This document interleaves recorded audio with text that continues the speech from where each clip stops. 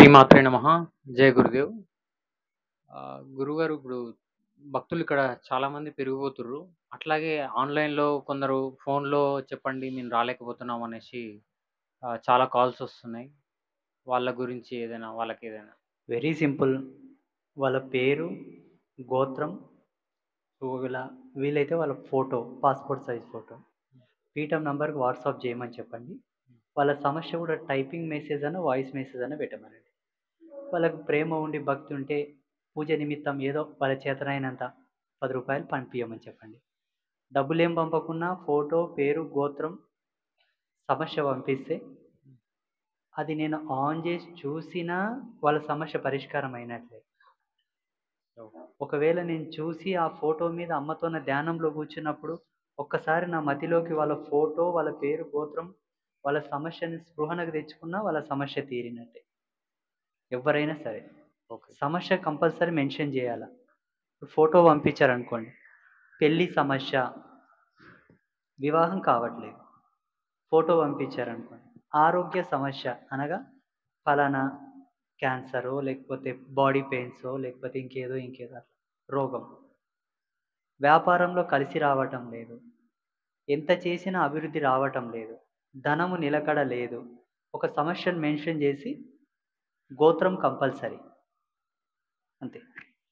ఇంకోటి పీఠంకి వచ్చేవాళ్ళు మిమ్మల్ని కలవాలనుకునే వాళ్ళు కూడా చాలా మంది ఉంటున్నారు కదా స్వామి. మీరు హ్మ్. అందరితో మాట్లాడలేరు కదా!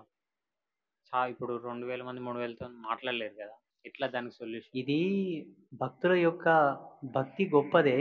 ఈ భక్తిని మేము స్వాగతిస్తాం, గౌరవిస్తాం. దీన్ని కొంచెం వాళ్ళు సావధానంగా వ్యవహార దృష్టితో కాకుండా భక్తి దృష్టితో చూడాలి. వ్యవహార దృష్టితో చూస్తే ఇది వ్యాపారం.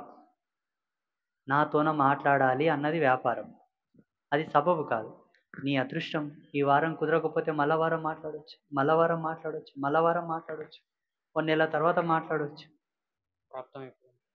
ఇప్పుడు తిరుపతికి వెళ్తాం. వెళ్ళినప్పుడు స్వామివారిని కనీసం ఒక సెకండ్ కూడా మనం చూడం. అట్లని మనం కేస్ ఎయలేం. అవును. మనం ఆర్గ్యుమెంట్ చేయలేం. అవును. ఆ ప్రాంగణంలో కాలు పెట్టినము, ఆ వెండి వాకిలి, ఆ వెండి దర్వాజా దాటి భగవంతుని యొక్క సన్నిధికి వెళ్ళాము అన్న ఒక్క స్పర్శ మాత్రం తిరిపార ఇట్లా దేవుణ్ణి ఎవరు చూసినోళ్ళు ఉండరయ్యా. ఆడ అర్చకులు తప్పిస్తే ఎవరు చూడరు. శివ శివ బలి పలికింది. డబ్బులున్నోళ్ళు చూస్తారు. 10,000 టికెట్ ఉంటది ఒకటి. 10,000 టికెట్ బుకింగ్ చేసుకున్నోళ్ళు స్వామివారి గడప ముందుకెళ్ళి చూస్తారు. ఒక 1 సెకండ్, ఒక 1 మినిట్, 2 మినిట్స్ హాల్ట్ చేస్తారాడ. డబ్బున్నోళ్ళు. ఎమ్మెల్యేలు, మినిస్టర్లు వాళ్ళు చూస్తారు. సామాన్య భక్తుల పరిస్థితి ఏంది? గోయిందా, గోయిందా అనుకుంటూ పోతూనే ఉంటారు. వాళ్ళు చూసింది తెలవదు, చూడంది తెలవదు. నేను మొదటిసారి ఒక 5 మందిని తీసుకెళ్ళాను. ఫస్ట్ టైమ్ నేను పోయినా నాతో పాటు 5 మంది వచ్చిండ్రు. బయటికొచ్చినాక నేను అడిగినా, "నిజం చెప్పండి స్వామివారిని చూసిండ్రా?" అంటే, "ఏం చూసినామో ఏమో తెలవదన్నారు." అలాగనే మన దేవాలయం కూడా పోల్చుకోవాలి. మాతా మాణికేశ్వర మాత ఉంటుండే. అమ్మ అంత పైన అంతస్తులో బయటికొస్తే కింది నుంచి దండం పెట్టుకుంటుండ్రు ఎళ్ళొస్తారు. ఎవరిని ఇంత లైవ్‌లో అమ్మ పలకరియకుండే, మాట్లాడకుండే, టచ్ చేయకుండే.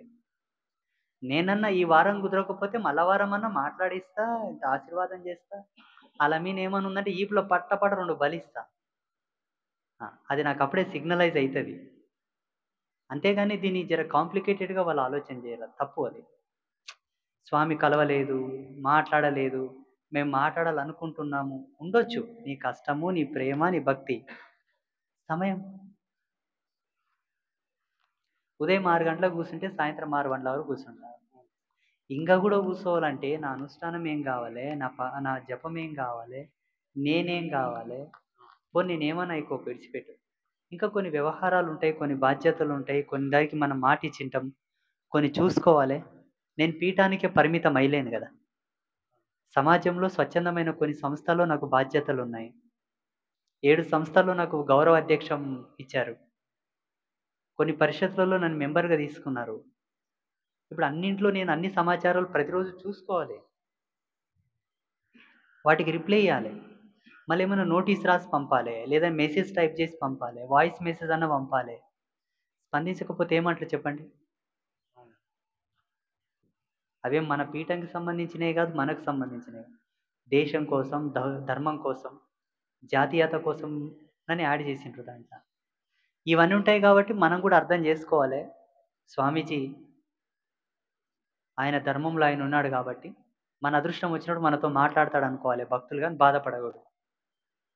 ఇప్పుడు నయం ఇంకొక సంవత్సరం, 2 సంవత్సరాల తర్వాత ఎవరితో కూడా మాట్లాడకపోవచ్చు. పుట్టపర్తి సాయిబాబా ప్రథమం అంటే ఆరంభంలో మీతో నేనెట్లుంటానో అట్లుంటుండే శిష్యుల్లో. ప్రభాకర్ రెడ్డి అని ఒక హైదరాబాద్‌లో ఉంటాడు. 85 సంవత్సరాల వయసు ఇప్పుడు. ఆయన ఒక మంచి ఎంప్లాయీ, గవర్నమెంట్ ఎంప్లాయీ. ఆయన ఏమన్నాడో తెలుసా? మొన్న పీఠంకొచ్చి. పుట్టపర్తి సాయినాథుల వారితో పక్కపక్కల కూర్చొని కాఫీ తాగిన నేను అన్నాడు. పోను పోను ఆయనను చూడాలంటే 2 కిలోమీటర్ల దూరం నిలబడాల్సి వచ్చింది నా పరిస్థితి అన్నాడు. ఇప్పుడు ఈయన తప్పు కాదు. స్వామి తప్పు కాదు.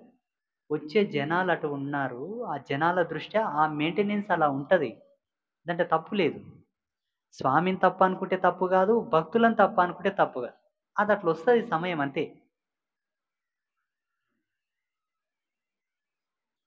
నిజం చెప్తున్నా స్వామి ఎవరైతే ఈ జగజగాలను పాలించే భగవంతుడు మనలాగా ఫిజికల్ లాంగ్వేజ్‌లో మాట్లాడేట్లాగుంటే స్వామి ఎప్పుడో యాసరుకుంటుండే. భగవంతుడు యాసరుకుంటుండే ఇంక ఏడుస్తుండే కథకైతే. అందుకే మనం మన దృష్టితో కాకుండా వాళ్ళలో ఉండి ఆలోచన చేయాలి. అంతే. అర్థమైందా? భక్తుల తరపున మీరు అడిగిన్రు కాబట్టి ఇంకొక చిన్న సూచన. మరీ అంత కొంపలు ముంచుకుపోయే సమస్యలేమి ఉండవండి. ఈడికొచ్చే ప్రతి ఒక్కరు నేను అబ్జర్వ్ చేస్తున్నా కదా! 100కి 99% వేస్ట్ సమస్యలతోనే వస్తారు. ఏ ఒక్కరు కూడా సత్యంగా రారు.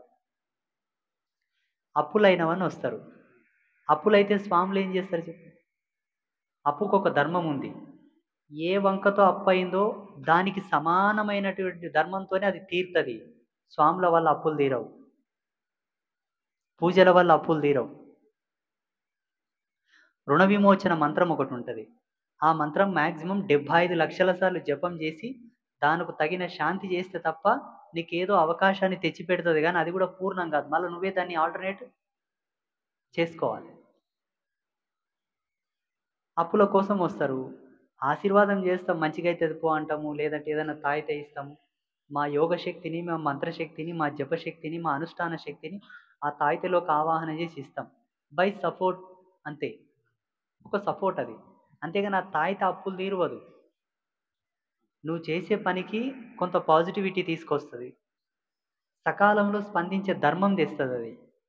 అంతేగాని ఏదో ఒకటి నువ్వు చేయాలే గదా! అదొకటి. కుటుంబంలో శాంతి లేదని వస్తారు. అసలు కుటుంబం అంటేనే శాంతి. కుటుంబం అంటేనే శాంతి. కానీ కుటుంబంలో శాంతి లేదని వస్తారు. ఎందుకు లేదు? మన మధ్యలో మనకు సఖ్యత లేక, ఓపిక లేక, అండర్‌స్టాండింగ్ లేక, శాంతి లేక. దానికి దేవుడేం చేస్తాడు? భగవంతుడు మీ ఇంటి సంసారాన్ని చక్కబెట్టేటటువంటి వ్యక్తి కాదు గదా! ఇంక చాలా మందొస్తారు బర్కత్ లేదు, మాకు బర్కత్ లేదు, పైసలు ఇలా పడతలేవు, పైసలు ఇలా పడతలేవు, పైసలు ఇలా పడతలేవు అంటారు. దాంట్లోకేమన్నా కాళ్ళుండవా ఎక్కడన్నా పోనీకే? ఎక్కడ పోతావు ఆ పైసలు? నోరు కట్టుకోర్రి, పెయ్యి కట్టుకోర్రి, బుద్ధి కట్టుకోర్రి, లచ్చి మీ ఇంట్లో గూడబడతది. కట్టలు, కట్టలు, కట్టలు, కట్టలు గూడబడతది. మన మీద మనకు నియంత్రణ ఉండదు. ధనము ఏడ ఖర్చు పెట్టాలో కూడా తెలియదు. ఏం తినాలనో తినరాదో తెలవది. అడ్డమొచ్చిన సంతంత తింటారు. మళ్ళా ఆపత్తొచ్చిందని ఓ 10,000 తీసుకుపోయి దవాఖానలో పోస్తారు. వచ్చేదే చారాన, పోయేది బారాన. ఇంకెక్కడ బరకతొస్తది? అర్థమైందా? ఇవన్నీ ప్రాక్టికల్‌గా వాళ్ళు డిజైన్ చేసుకొని నడపవలసిన ఇష్యూస్ అన్నీ మాతోనికి తెస్తారు. అర్థమైందా? మళ్ళా స్వామి మాట్లాడపాయె. మాట్లాడితే మా ఆపతులు తీరుతుండేనేమో, మాట్లాడితే మా కష్టాలు తీరుతుండేనో ఏమో.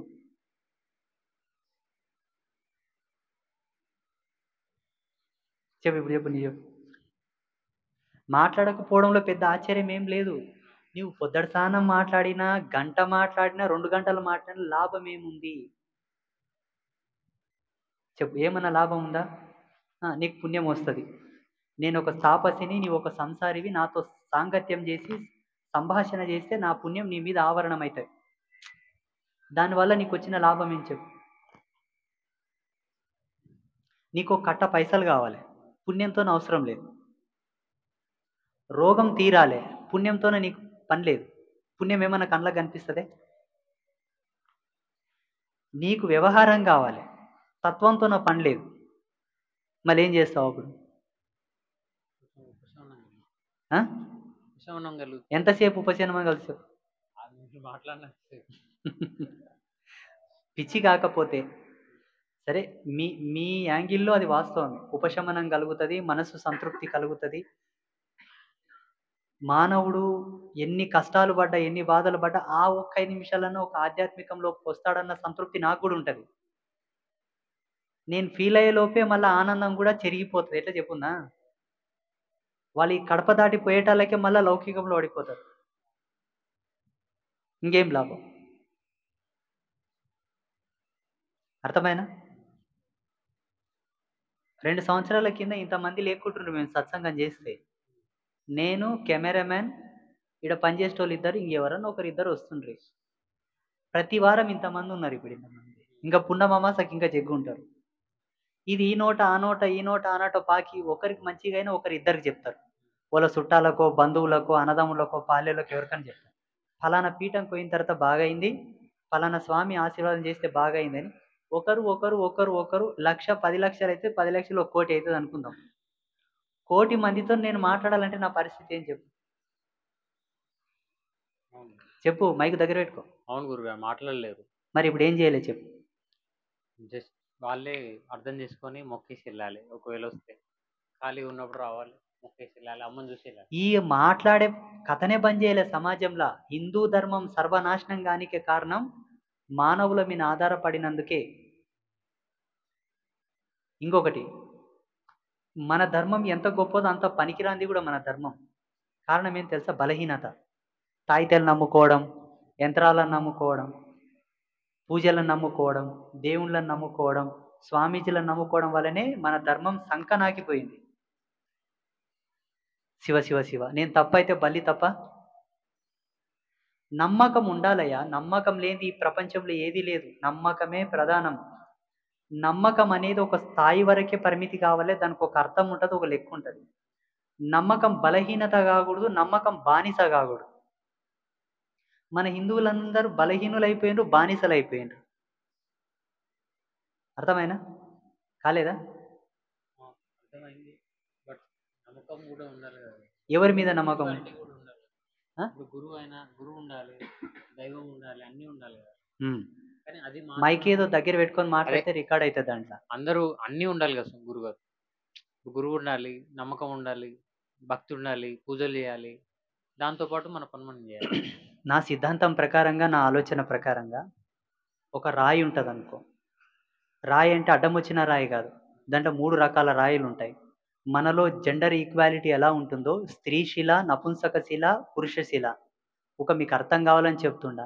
రాళ్ళలో కూడా ఆడ మగ నపుంసక ఉంటుందా స్వామి అని అనకండి.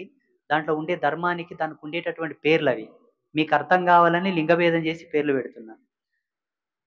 పూర్ణత్వానికి ప్రతీక అయినటువంటి దేంట్లయితే పరిపూర్ణ దైవత్వం ఇముడుతుందో ఆ శిలను తీసుకొచ్చి దాని ఒక ఉపాధి యోగంతో అక్కడ స్థాపన చేసి తగు ఉపచారాలతో ఆ శిల్పాన్ని కనుక ప్రతిరోజు మనం మొక్కుతూ ఉండి పూజలు చేస్తూ ఉండి మన చేతి నుండి తెచ్చిన పువ్వును, మన కరస్పర్శ తగిలిన పువ్వును అక్కడ దేవునికి ఇచ్చి, మన చేయి నుండి తెచ్చిన పండ్లను భగవంతునికి ఇచ్చి, మన చేతితోటి పసుపు కుంకుమ గంధం వేసి దండం పెట్టుకొని ఒక 5 నిమిషాలు తదేక దృష్టితో ఆ శిలను నువ్వు చూసావనుకోండి, నీ జీవ ఆవరణ శక్తి దాని మీద కాపాదం అవుతుంది.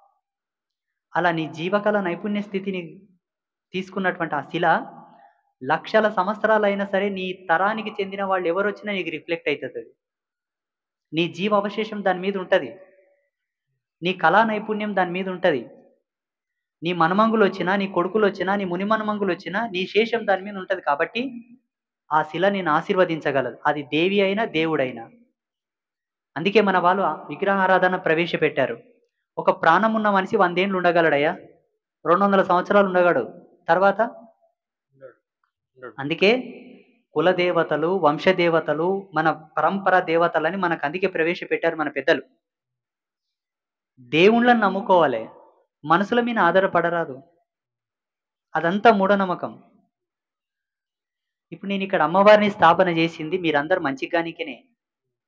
సాధకులు సాధక స్థితిలో, వ్యవహారంలో ఉండేవాళ్ళు వ్యవహార స్థితిలో, వాళ్ళకి అప్పులన్నా గాని, ఆరోగ్యమన్నా గాని, పెళ్లిళ్ళన్నా గాని, ఏమన్నా గాని, ఎవరు ఏ పద్ధతిలో కొలుచుకుంటే ఆ పద్ధతిలో ఇక్కడ అమృతం కురుస్తది. అమృతం కురుస్తది ఈడ. అవును. ఇంత చేసినాక మళ్ళా నన్నే ఊడిగం చేయమంటారు ఈ భక్తులందరూ. ఏం చేయలేదు చెప్పు. అదే గురుగారు. ఎంతమంది కంటే చేయలేదు చెప్పు. నేను చెప్తున్నా అర్థం చేసుకుంటలేరు మళ్ళీ మీరు. అర్థం చేసుకోవాలని నేను చెప్తున్నా. అమ్మను సేవించుకోమను, ధన్యులను గమ్మని చెప్పండి అందరికీ. ఎంతసేపు నేనే మాట్లాడాలి, నేనే చూడాలంటే కుదరదది. కుదరదు. మాణికేశ్వరి మాత అమిత్ షా వస్తే కూడా దర్శనం ఇచ్చలేదు. అవును. అమ్మతోన సేవకుడుగా ఉండే శివయ్య నాయన పోయి, అమ్మా అమిత్ షా వచ్చిండమ్మా, మన దేశానికి చాలా గొప్ప వ్యక్తి అంటే, ఎవనికి గొప్ప అని చెప్పింది అమ్మవారు. ఎవనికి గొప్ప? దేశానికి గొప్ప. పాలించుకోమను. అది యోగి లక్షణం. ఆ యోగత్వంతో నేను మాట్లాడితే వీళ్ళందరూ ఏం చేస్తారు? ఆ యోగ మూలాలు పక్కన పెట్టుకొని, నా తపస్సును పక్కన పెట్టుకొని కూడా నేను టైం ఇస్తా. మంగళవారము, శుక్రవారము, పున్నమ అమావాస్యకు టైం ఇస్తా. ఆ సమయంలో ఇంతమందిని కవర్ చేయాలంటే కవర్ అవ్వచ్చు, కాకపోవచ్చు. బాధపడరాదు.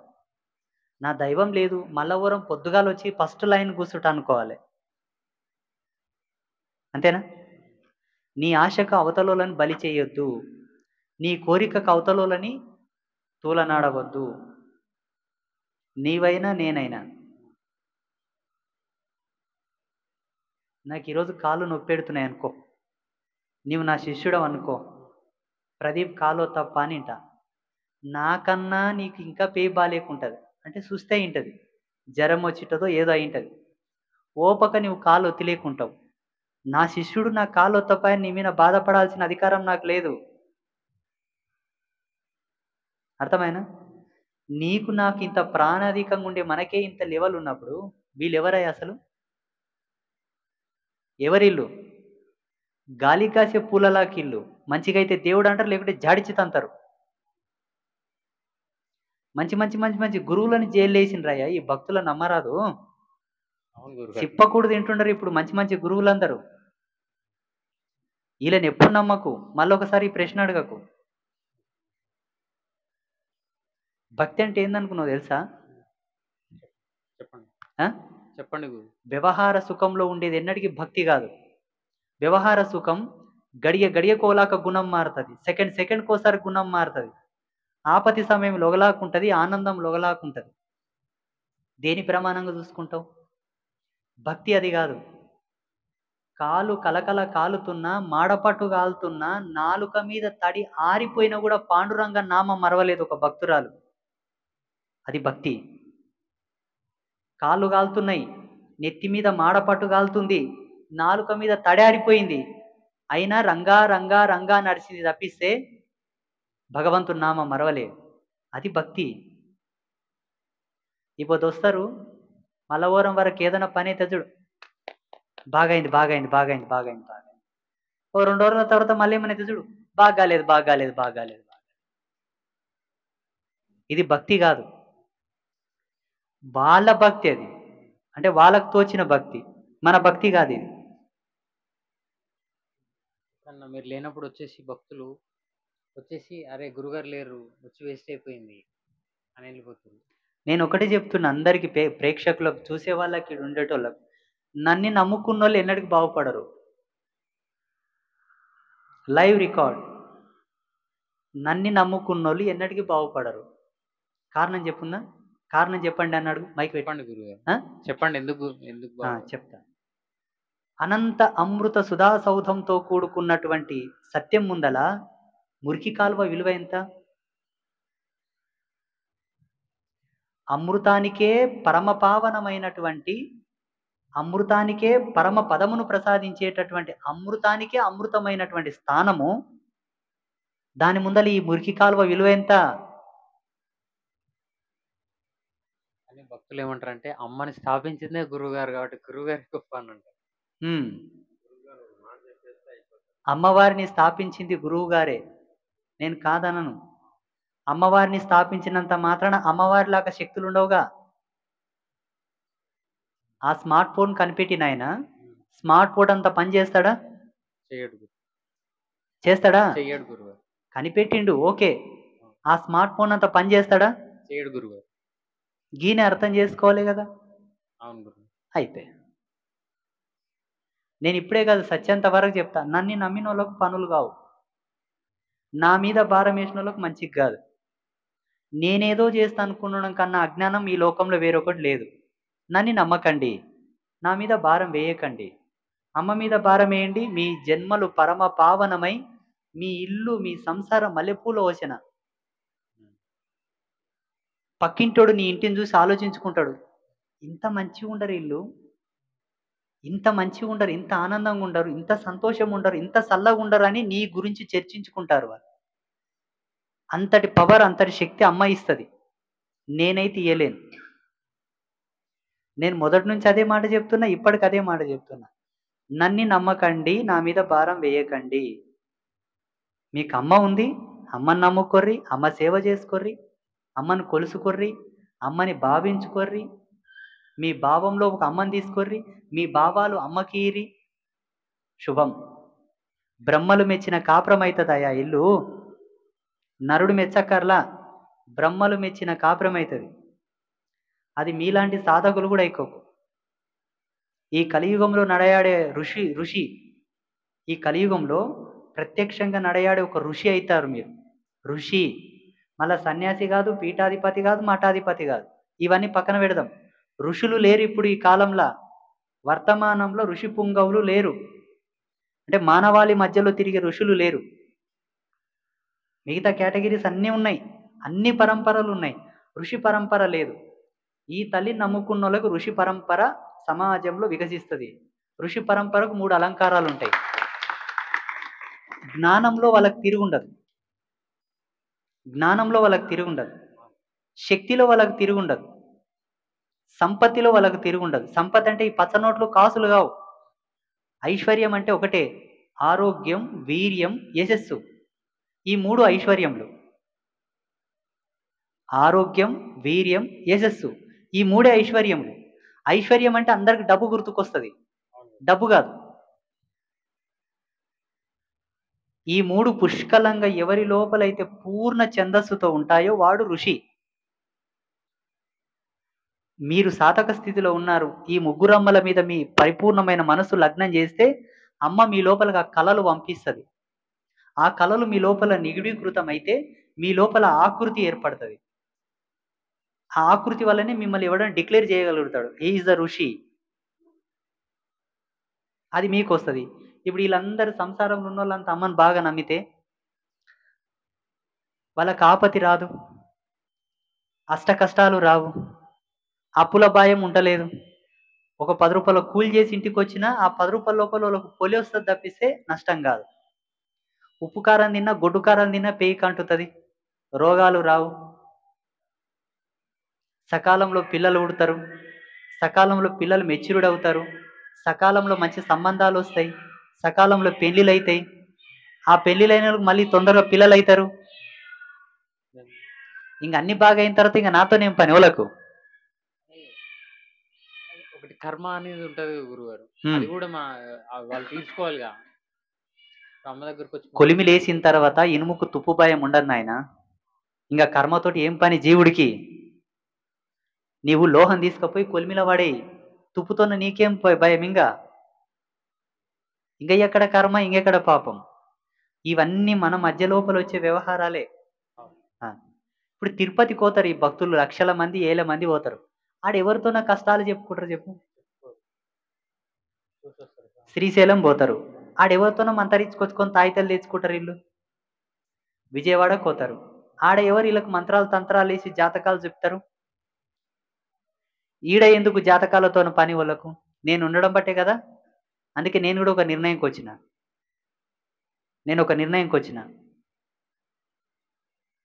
అమ్మవారికి కొన్ని ఇంకా నేను చేసేవి ఉన్నాయి. నా జన్మకు బాకీ ఉందది. నా జన్మకుండేటటువంటి ఆ తల్లికి ఇచ్చేటటువంటి ఇచ్చేస్తా. నేను కూడా మాణికేశ్వర మాతలాగా భూగృహం పెట్టుకొని భూగృహంలో సమాధిలో కూర్చుంటా. ఇప్పుడు వీళ్ళందరూ రావడంలో ధర్మం ఉంది, నేను కాదనను. ఆ ధర్మం వాళ్ళకు క్లారిటీ ఉంది. మా ధర్మంలో ఆ ధర్మానికి స్థానం లేదు. భూమికి ఆకాశానికి ఉన్నంత ఫరక్ ఉంది. అప్పుడు వాళ్ళకి అర్థం కాదది. వస్తారు ఏదో ఆశతోని వస్తారు. అది తీరవలసిన సందర్భంలో తీరుతది. వీళ్ళనుకున్న సందర్భంలో తీరపోయేసరికి నా శక్తి మీద, నా తపస్సు మీద, నా బలం మీద, అమ్మవారి శక్తి మీద వాళ్ళు కామెంట్ పెడతారు. ఈ పాపం ఎవడు మోయలే, వచ్చి పాపం గడించుకున్నట్ల కదా. అంతే గురువు. ఉన్న పాపాలు తీరకనే వచ్చిండ్రు, మళ్ళీ కొత్త పాపం మళ్ళా ఉల్టా. అవయ్యా ముత్యం ఉంటది. ముత్యం తెలుసా మీకు? ఏమంటారు దాన్ని? అదే ఆల్చిపురం ఇంగ్లీష్లో చెప్పాయా? పర్రెల్ పెరల్ ఏమంటారా ఇంగ్లీష్లో? చెప్పప్పా. డైమండ్ అంటారా? సరే, ముత్యం. ముత్యాన్ని దానికి అనుకూలంగా ఇమిడేటటువంటి లోహం లోపల పొదిగించి ధరిస్తే దాని విలువ నీకు అక్కుతుంది. ముత్యమును వికటనం చెంది వికటించే లోహంలో గనక ధరించి వేసుకుంటే దాని నుంచి వచ్చేటటువంటి చెడును, దాని నుంచి వచ్చే నెగిటివిటీని బాడీ కంట్రోల్ చేయలేదు. ఇది కూడా అంతే. నీ జీవధర్మానికి, వ్యక్తిగత ధర్మానికి, ప్రకృతి ధర్మానికి అనుసంధానంగానే భగవంతుడు స్పందిస్తాడయ్యా. మీకు తెలియదు అది. ఏ దశరథ మహారాజు ఎన్ని యాగాలు చేసే పిల్లలు పుట్టలేదు మరి? మొదటి పెండ్లం పుట్టలేదు, రెండవ పెండ్లం పుట్టలేదు, మూడవ పెండ్లంని చేసుకున్న తర్వాత కూడా పుట్టలేదు.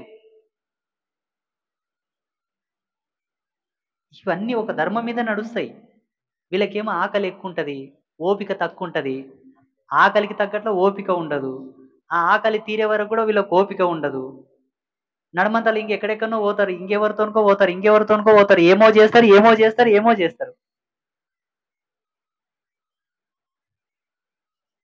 ఏమయ్యా, ఒక 150 రూపాయలు పెట్టి ఆడ దీపాలు వెలిగించి గుడి చుట్టూ పసుపు బండారేసి ఇంత టెంకాయ కొట్టుకుని కూడా ఓపిక లేదు ఈ మందికి.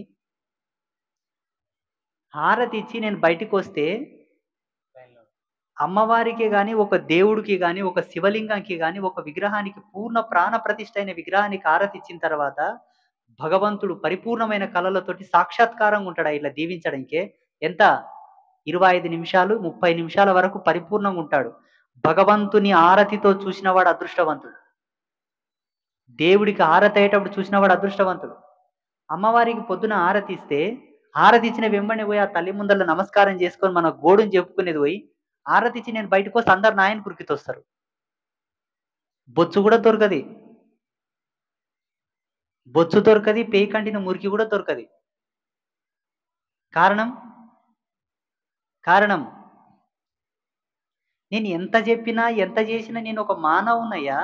యోని అంది పుట్టితినా లేదా, పురుష రేతస్సుతో పుడితినా లేదా, మలమూత్రములు జరుగుతున్నాయా లేదా, ఆకలి దప్పికలు ఉన్నాయా లేవా, నిద్రావస్థ ఉందా లేదా, నాకు గజ్జెప్పు ఉందా, తిన్నాక నోరోసెన కొడుతుందా, నోటి జొల్లు వస్తుందా లేదా అది చెప్పు, పెయ్యికి మురికి పడుతుందా, చెమట పడుతుందా, ఏమెక్కుంది నాకు, ఇవేవి పట్టన్నాడు మీరు నన్ను నమ్ముర్రి. ఇందుట్లో ఏ ఒక్కటి నాకు రారాదు, అప్పుడు నన్ను నమ్ముర్రి. అవు జ్ఞానం ఉండొచ్చు, కష్టపడినా, తపస్సు చేసినా, అనుష్ఠానం చేసినా, మంత్రసిద్ధిని పొందినా కాబట్టి జ్ఞానం ఉండొచ్చు. ఈ పిచ్చి మాటలకు మోసపోతే పనులు అయితేవే. రామాయణం అంతా గడగడ చెప్తా, ఒక పదానికి 100 అర్థాలు చెప్పి కూడా 1 గంటలు చెప్పే రామాయణం 24 గంటలు చెప్తా. రాముడు సీత కనిపిస్తారా? చెప్పడం వేరు, చెప్పేదాన్ని సత్యంతో నమ్మొద్దు, మాటలకు ఎన్నటికి మోసపోవద్దు. ఫోన్ ఇదొక శబ్దం. ఇప్పుడు ఇది కరెక్టా, మాట కరెక్టా? అది వినే వరకే పరిమితం. ఇది టచ్ చేసే వరకు పరిమితం. అయితే టచ్ చేయొచ్చు, దీన్ని ఆపరేట్ చేయొచ్చు మనం. ఇది కావాలి మనకు. పిచ్చి సంభాషణలతో పనులు కావు. అమ్మో స్వామి చెప్తున్నాడు, మంచి చెప్తున్నాడు. ఈ చెప్పేదానికి ఎందుకు మోసపోతారయ్యా? మంచిగా అయ్యిందా లేదా? మంచిగా అయితే సరే, నా సైన్స్ ప్రకారంగా 2011వ సంవత్సరం నుంచి ఇప్పటి వరకు అమ్మని నమ్మినోళ్ళు బాగైనరు కానీ నన్ను నమ్మినోళ్ళు అయితే ఎవరు బాగైలేదు. నేనే సాక్ష్యం దానికి. స్వామిని నమ్ముకొని మాకేం జరగలేదన్న వాళ్ళని 1,00,000 మందిని చూపిస్తా. నిజం. ఇంకేమైనా చెప్పేదుంటే చెప్పు. నవ్వుతావేంటి? నా డెఫినిషియన్సీ నేనే చెప్తున్నానప్పుడు దీంట్లో ఆశ్చర్యం ఏముంది చెప్పు? ఇప్పుడు నేను నరుకుతానప్ప, పొడుస్తానప్ప, గుంజుతానప్ప, లాగుతానప్ప అని చెప్పట్లేదుగా. నా సత్యం ఏందో నేను చెప్తున్నా. వచ్చే వాళ్ళని ఏ ధర్మంతో వస్తారో ఇంక వాళ్ళని డిసైడ్ చేసుకోమను. ఇక్కడ ఉండే వాళ్ళని కూడా డిసైడ్ చేసుకోమను. వాళ్ళు రానన్నా రాని, రానన్నా పోని. నాకేం సంబంధం లేదు దానివల్ల. నేను ఇది చేస్తా, అది చేస్తా రారని వాళ్ళని మోసం చేసి పాపం గడించుకునేటువంటి పాపిని గాని నేను. సర్వ కర్మలు త్యజించుకొని, అన్ని బంధాలు ఎడబాసుకొని, అన్ని జన్మల వాసనను తెంపుకొని, ఈ జన్మను రాహిత్యం చేసుకొని పునర్జన్మ వద్దనే ఉన్నాను. ఈ పాపిష్టి లౌకికంలో నేను వాడి ఈ కర్మలో నేనెందుకు పడదు నాయన? బుక్కెడన్నం అది కూడా లేకుంటేవాయ్. జానెడు బట్ట ఇది కూడా లేకుంటేవాయ్. ఇంకా ఏనికి ఇలా కర్మలను మోసుకొని తిరగాలి మనం. ఓలో ₹1000 డొనేషన్ రాస్తారు, అధికారం చేస్తారు మళ్ళా దాని మీద. ఓ 10,000 డొనేషన్ ఇస్తారు, దాని మీద లాంఛనం చేస్తారు, లాంఛనం. అధికారం కన్నా అది పెద్దది. గోవులకి ఇంత తవుడు బెల్లం తెస్తారు, దాని మీద పెద్ద రాజముద్ర వేస్తారు, రాజముద్ర. ఇది భక్తే? భక్తిలి వల్ల లేవు. భక్తికి ఎప్పుడే గాని మనసు నిర్మలంగా ఉండాలి తప్పిస్తే మనసులో కుళ్ళు ఉండరాదు. కుళ్ళిపోయిన వంకాయలు టమాటాలే తినం మనం. మనసు తీసుకుంటాడా? కుళ్ళిపోయిన మనసు భగవంతుడు. కుళ్ళిపోయిన టమాటాలు, వంకాయలు, బెండకాయలు మనం తింటామా? అట్లా కుళ్ళిపోయిన మనసులు కూడా దేవుడు తీసుకోడు. మంచివి తింటామా లేదా మనం? అట్లా మంచి మనసులనే దేవుడు స్వీకరిస్తాడు. మంచి మనసుతోటే రావాలి. గురుదేవ, మీరు ఇంతటి స్వచ్ఛమైన జ్ఞానం, ఇంత స్వచ్ఛమైన ధార్మికతను బోధిస్తున్నప్పుడు మీలో ఏమాత్రం మహిమ లేకపోతే చెప్పరు కదా. అదేదో మహిమ మాకు ఇస్తారని ఆశతో మేము వస్తున్నాం కదా అనుకోండి. అనుకోండి, అనండి. అదే గురుదేవ, మీకున్న జ్ఞానం మాకు కూడా ఇస్తారని. నేను చెప్పినట్లు చెప్పు. మీరు ఇంత సత్యాన్ని, ఇంత ధార్మికతను బోధిస్తున్నారు కాదా, అటువంటప్పుడు మీలో ఏదో మహిమ ఉండాలే, ఆ మహిమ మాకు ఇస్తారని వస్తున్నామనండి. మీరు ఇంత సత్యాన్ని, జ్ఞానాన్ని బోధిస్తున్నారు కదా, మీలో ఏదో మహిమ ఉండాలి, అది మాకు కూడా ఇస్తారని వస్తున్నాం. రా, ఇచ్చినాడు తీసుకపో. నేను ఇచ్చినాడు నువ్వు చూసినాడు తీసుకపో. ఇట్లా రూల్ ఇట్లే వస్తుంది. నీవు వచ్చినావు, నీ ఆశతో నీవు వచ్చినావు, నేను ఇచ్చినాడే నువ్వు తీసుకో. మధ్యలో మళ్ళీ యాసరు కొన్న అన్నవా, అది కూడా రాదు. గురువుల సంభాషణ ఇట్లే ఉంటుంది. ఈ జగతిలో అన్నింటికన్నా గొప్పదైనది ఏదైనా ఉన్నది గురుపదమే. గురు పదము, గురు పాదము, ఇంకంతకు మించి ఏం లేవు. దైవం ఉండొచ్చు, దైవం దైవధర్మం వేరు. గురుపాదము, గురుపదమే గొప్పది. ఆ గురువులతోన సామాన్యులు నెగ్గలేరు. గురువు యొక్క లీలలను చెప్పుకుంటూ కూర్చుంటే మీరు కూడా భయపడతారు. గురువు అంటే అంత సామాన్యుడు అనుకున్నారే మీరు? ఇక్కడికి వచ్చేటటువంటి భక్తులకు అందరికీ ఓపికతోనే నేను సమాధానాలు చెప్తా కదా. చెప్తానా చెప్పనా? చెప్తారు. చెప్తా. వీళ్ళందరూ స్టూడెంట్స్. ఒక 10th క్లాసో, 9th క్లాసో, 8th క్లాసో, 7th క్లాసో ఒక క్లాస్. ఇప్పుడు ప్రజెంట్ ఇప్పుడు వీళ్ళందరూ నా స్టూడెంట్స్, నేను ప్రొఫెసర్. నాతో ఒక మ్యాథమెటిక్స్, ఒక సైన్స్, సోషల్ ఏదో ఒక సబ్జెక్ట్ ఉంది, ఇచ్చే సబ్జెక్ట్. దీన్ని తీసి టకా టకా టకా టకా వాళ్ళకి చదివి చెప్తున్నా. అందరూ శ్రద్ధగా విన్నరు, వాళ్ళకి అర్థమైంది. నేను చెప్పి వాళ్ళు వినే వరకే వాళ్ళకు ఉద్యోగాలు వస్తున్నాయా? రావు. ఎందుకు రావు? వాళ్ళు చదవాలి, దాన్ని అర్థం చేసుకోవాలి. దానికి ఇంకొక అడిషనల్ ఇంకేదైనా ఒక అర్హత ఉంటుంది, దానికి ఇంప్లిమెంట్ చేసుకోవాల్సిన డాక్యుమెంట్స్ ఉంటాయి, దానికి ఒక ఛానల్ ఉంటుంది, ఒక ప్రాసెస్ ఉంటుంది. అవునా? ఏదో 4 ప్రవచనాలు చెప్పినంత మాత్రాన వాళ్ళకు కష్టాలు ఎట్లా తీరుతావా? టీచర్ పాఠాలు చెప్పినంత మాత్రం ఉద్యోగాలు రానట్లనే నేను ఏదో గొప్ప గొప్ప మాటలు చెప్పినంత మాత్రం వాళ్ళ కష్టాలు తీరవు. ఇప్పుడు నీవు ఉన్నావు, నీ పేరు ప్రదీప్, రవి, క్రాంతి, శశి, మీరందరూ నా చేత మాలాగ్రహణం చేసి దీక్షా ప్రదానాన్ని స్వీకరించుకొని మంత్రాన్ని స్వీకరించి నేను చెప్పిన నా ఆచార పద్ధతులతో మీరు నడుస్తున్నారు. నాతో నడిచిన తర్వాత గతంలో మీకు ఏ కర్మలు ఉన్నాయో ఏ పాపాలు ఉన్నాయో తెలిసి చేసిరో తెలియక చేసిరో పెద్దలవో మీవో నాకు సంబంధం లేదు. ఒక్కసారి కొలిమిలో లోహం పడ్డంత వరకే. కొలిమిలో లోహం పడిందా దాని ధర్మానికి పరిపూర్ణమైన ధర్మం అది పొందక తప్పదు. గతంలో ఏం చేశారో నాకు సంబంధం లేదు. ఈడికి వచ్చిన తర్వాత మీరు పూర్ణులే. ఇక ముందు మీకేమైనా జరిగితే బరుగు భారం నాది, నేను మోయాలే తప్పదు. గురువు చేత దీక్ష తీసుకోవడం అంత ఈజీ కాదు. సర్వధర్మములు, సర్వ బాధ్యతలు, సర్వ కర్మములు సర్వం మోయగలిగిన వాడు గురువు, సర్వం అర్పణం చేయాల్సిన వాడు శిష్యుడు. ఇప్పుడు మీకు ఏమొచ్చినా నాది రెస్పాన్సిబిలిటీ. కారణం నా వాక్కును అనుసరించి మీరు నడుస్తున్నారు. వీళ్ళందరూ ఎవరు?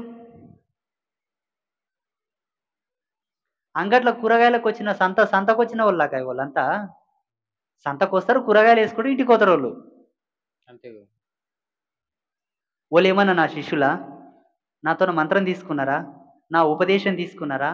నా వాక్కును అనుసరించి నేను చెప్పిన నియమాలు పాటిస్తున్నారా? అందరినీ కూర బంద్ చేయమని, అందరినీ మద్యం బంద్ చేయమని చెప్పు. నేను చాలా వీడియోలు చెప్తున్నా. నా శిష్యుడు కావాలనుకునే వాళ్ళకి ఈ 3 లక్షణాలు ఉండాలని. నా క్వాలిటీస్ అర్థం చేసుకొని నడవమను, వాళ్ళ బాధ్యతలు నేను మోస్తా.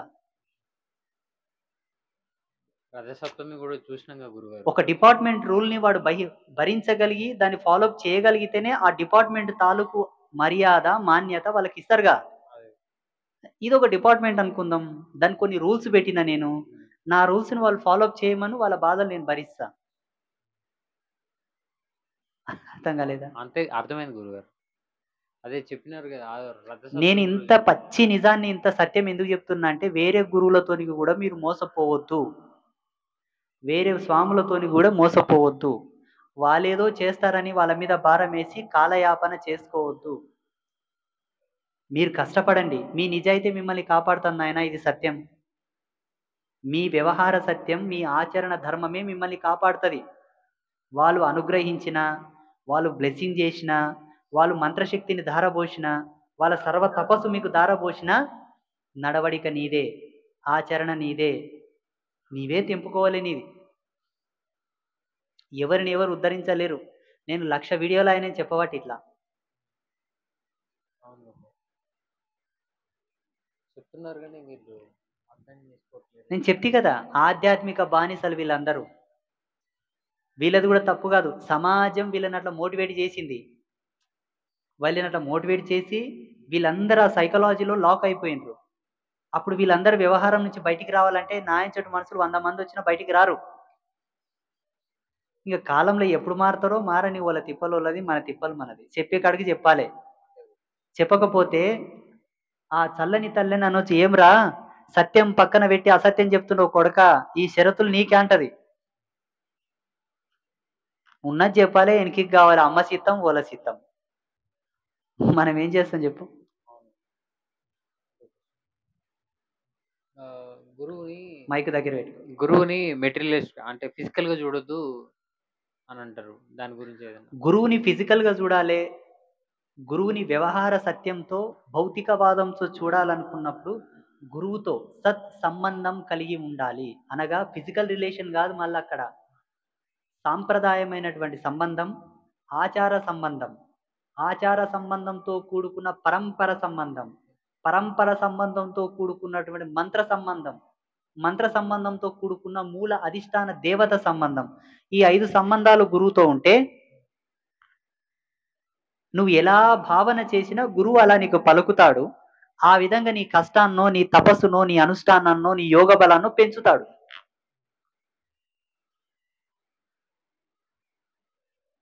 అర్థం కాలేదా? గురువు పరంపర అన్ని, గురువు పూజించే పరంపర కానీ, విధానాన్ని కానీ, మంత్రాన్ని కానీ అన్ని సేమ్ ఉండాలి. మీరు ఇంకో ప్రశ్న అడగాలి. మీరు మంచిగా టాలెంట్ ఉంటే. నాకైతే క్వశ్చన్ రైజ్ అయింది, మళ్ళీ మీకు అయిందో లేదో చెప్పండి. ప్రతిదీ ఆచరణ యోగ్యంగా ఉంటేనే అనుగ్రహిస్తారా? ఆచరించకపోతే అనుగ్రహించరా? ఇదెక్కడ న్యాయం అని అడగొచ్చు. పరంపర మీరు సేమ్ అయితేనే కనెక్ట్ అవుతుంది. అట్లా కాదు నాయన. ఇప్పుడు ఇది ఫోన్ ఉంది, ప్రెస్ బటన్ ఆన్ చేస్తేనే ఫోన్ ఆన్ అయింది కదా. అవును. ఇట్లా ఆన్ చేస్తేనే ఎందుకు ఆన్ కావాలి? ఆన్ చేయకపోయినా కూడా అనుగ్రహించొచ్చు కదా. ఆన్ చేయంది ఎట్లా అని అవుతుంది బ్రో. ఆన్ చేయాలి కదా. ఈ ప్రశ్న రావణ బ్రహ్మ శివుణ్ణి అడిగిండు. ఆ! శివుడు ప్రత్యక్షమైనప్పుడు ఒక మాట అన్నాడు, ప్రభు, తపమాచరించిన వాళ్ళని ఎందుకు అనుగ్రహిస్తున్నారు? మీకు తపస్సు చేస్తేనే ఎందుకు వస్తున్నారు? తపస్సు చేయకపోతే ఎందుకు రారు అని అడిగిండు. ఇప్పుడు పూజలు చేస్తేనే దేవుడు ప్రత్యక్షం కావాలనా? కొబ్బరికాయలు కొడితేనే దేవుడు ఆశీర్వాదం చేయాలనా? యజ్ఞం చేస్తేనే భగవంతుడు ప్రత్యక్షం కావాలనా? మాలలు వేసుకొని మంత్రజపాలు చేస్తేనే అనుగ్రహం రావాలనా? సిద్ధి రావాలనా? జనరల్గా ఉంటే కూడా ఎందుకు రాదు? ఇప్పుడు వాళ్ళకు దాని మీద అవగాహన లేదు కదా. ఇప్పుడు మన శాస్త్రం ఏం చెప్తుందంటే భగవంతుడికి పక్షపాతం లేదు, భగవంతుడికి తన మన భేదం లేదు. భగవంతుడు ఎప్పుడే గాని సత్ ఏకం సత్ విప్ర బహుధా వదంతి అన్నది శాస్త్రం. అన్నప్పుడు ఈ హెచ్చు తగ్గులు ఎందుకు? చేసేటో నొగలాగా చేయనో నొగలా ఎందుకు చూడాలి? అందులో సద్భక్తుడు దుర్భక్తుడు కూడా ఉంటాడా? అందులో పరమభక్తుడు అధమ భక్తుడు కూడా ఉంటాడా? అందులో పూజనీయుడు అపూజనీయుడు కూడా ఉంటాడా? ఇది ఎక్కడి భేదం? అందరినీ సమాన దృష్టితో ఎందుకు చూడాడు భగవంతుడు?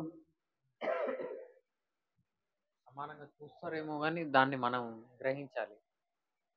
చూడడు. మనలో ఉన్న భగవంతుని మనం చూడడు. నువ్వు అడిగిన ప్రశ్ననే సత్యం, అనగా నేను అడిగిన ప్రశ్న సత్యం. భగవంతుడి హెచ్చు తగ్గులు చూడకపోయినా చూడాలి. ఎందుకు చూడాలి చెప్పుందా? రాగి ఉంటుందా? రాగిని మీరు అయస్కాంతం పక్కన పెడితే అది ఆకర్షించదు. ఇనువును పెట్టండి, ఆకర్షిస్తుంది. ఎందుకు? దాని గుణం. దాని గుణం అంటే ఉం? ఆకర్షించే గుణం. సాంకేతిక పరిభాషలో, సైన్స్ పరిభాషలో చెప్పాలనుకుంటే ఇనుములో ఆ మ్యాగ్నెట్లో ఉండేటటువంటి ఎలక్ట్రోమాగ్నెటిక్ ఫీల్డ్స్ అనేటివి యాడ్ అవుతాయి, అంటే కంపేర్ అవ్వగలుగుతాయి. అందుకే రెండు కలుస్తాయి. కాపర్లో అంత ధారణ శక్తి ఉండదు, అందుకే కలవవు. సద్భక్తులకు దుర్భక్తులకు ఇదే తేడా.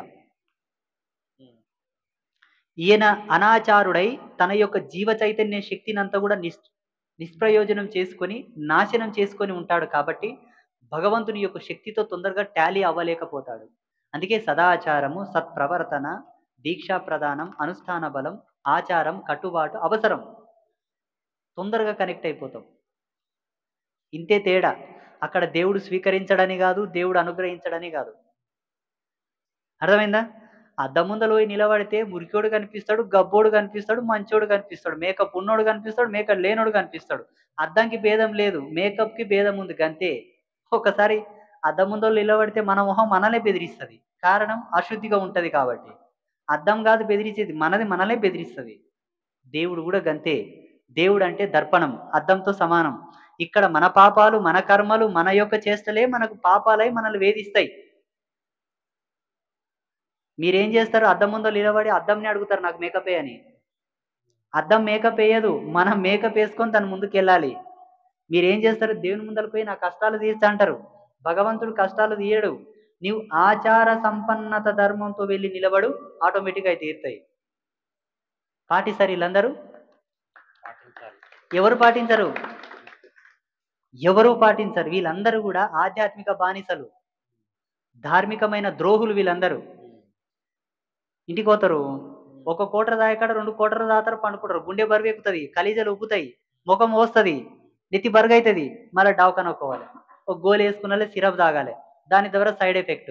ఆ సైడ్ ఎఫెక్ట్ ద్వారా ఆర్గనాలు ఏవైతున్నాయో సున్నితమైన ఆర్గాన్స్ అవి దెబ్బతింటాయి, మళ్ళీ డావకాన ఒక్కోవాలి. సగం జీవితం మీద సంకనాకి పైన, ఈడ సగం సంకనాకిపై, ఇంకా సగం ఇంకోటి సంకనాకిపై, నడమంతలో బొందవాడే అయిపోయి.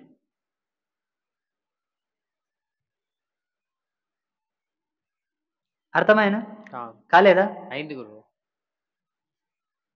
స్వామీజీలంతా పనికిరాని కొడుకులు, సమాజంలో మూఢనమ్మకాలను ప్రేరేపిస్తారు, అంధవిశ్వాసాలను విజృంభింపజేస్తారు.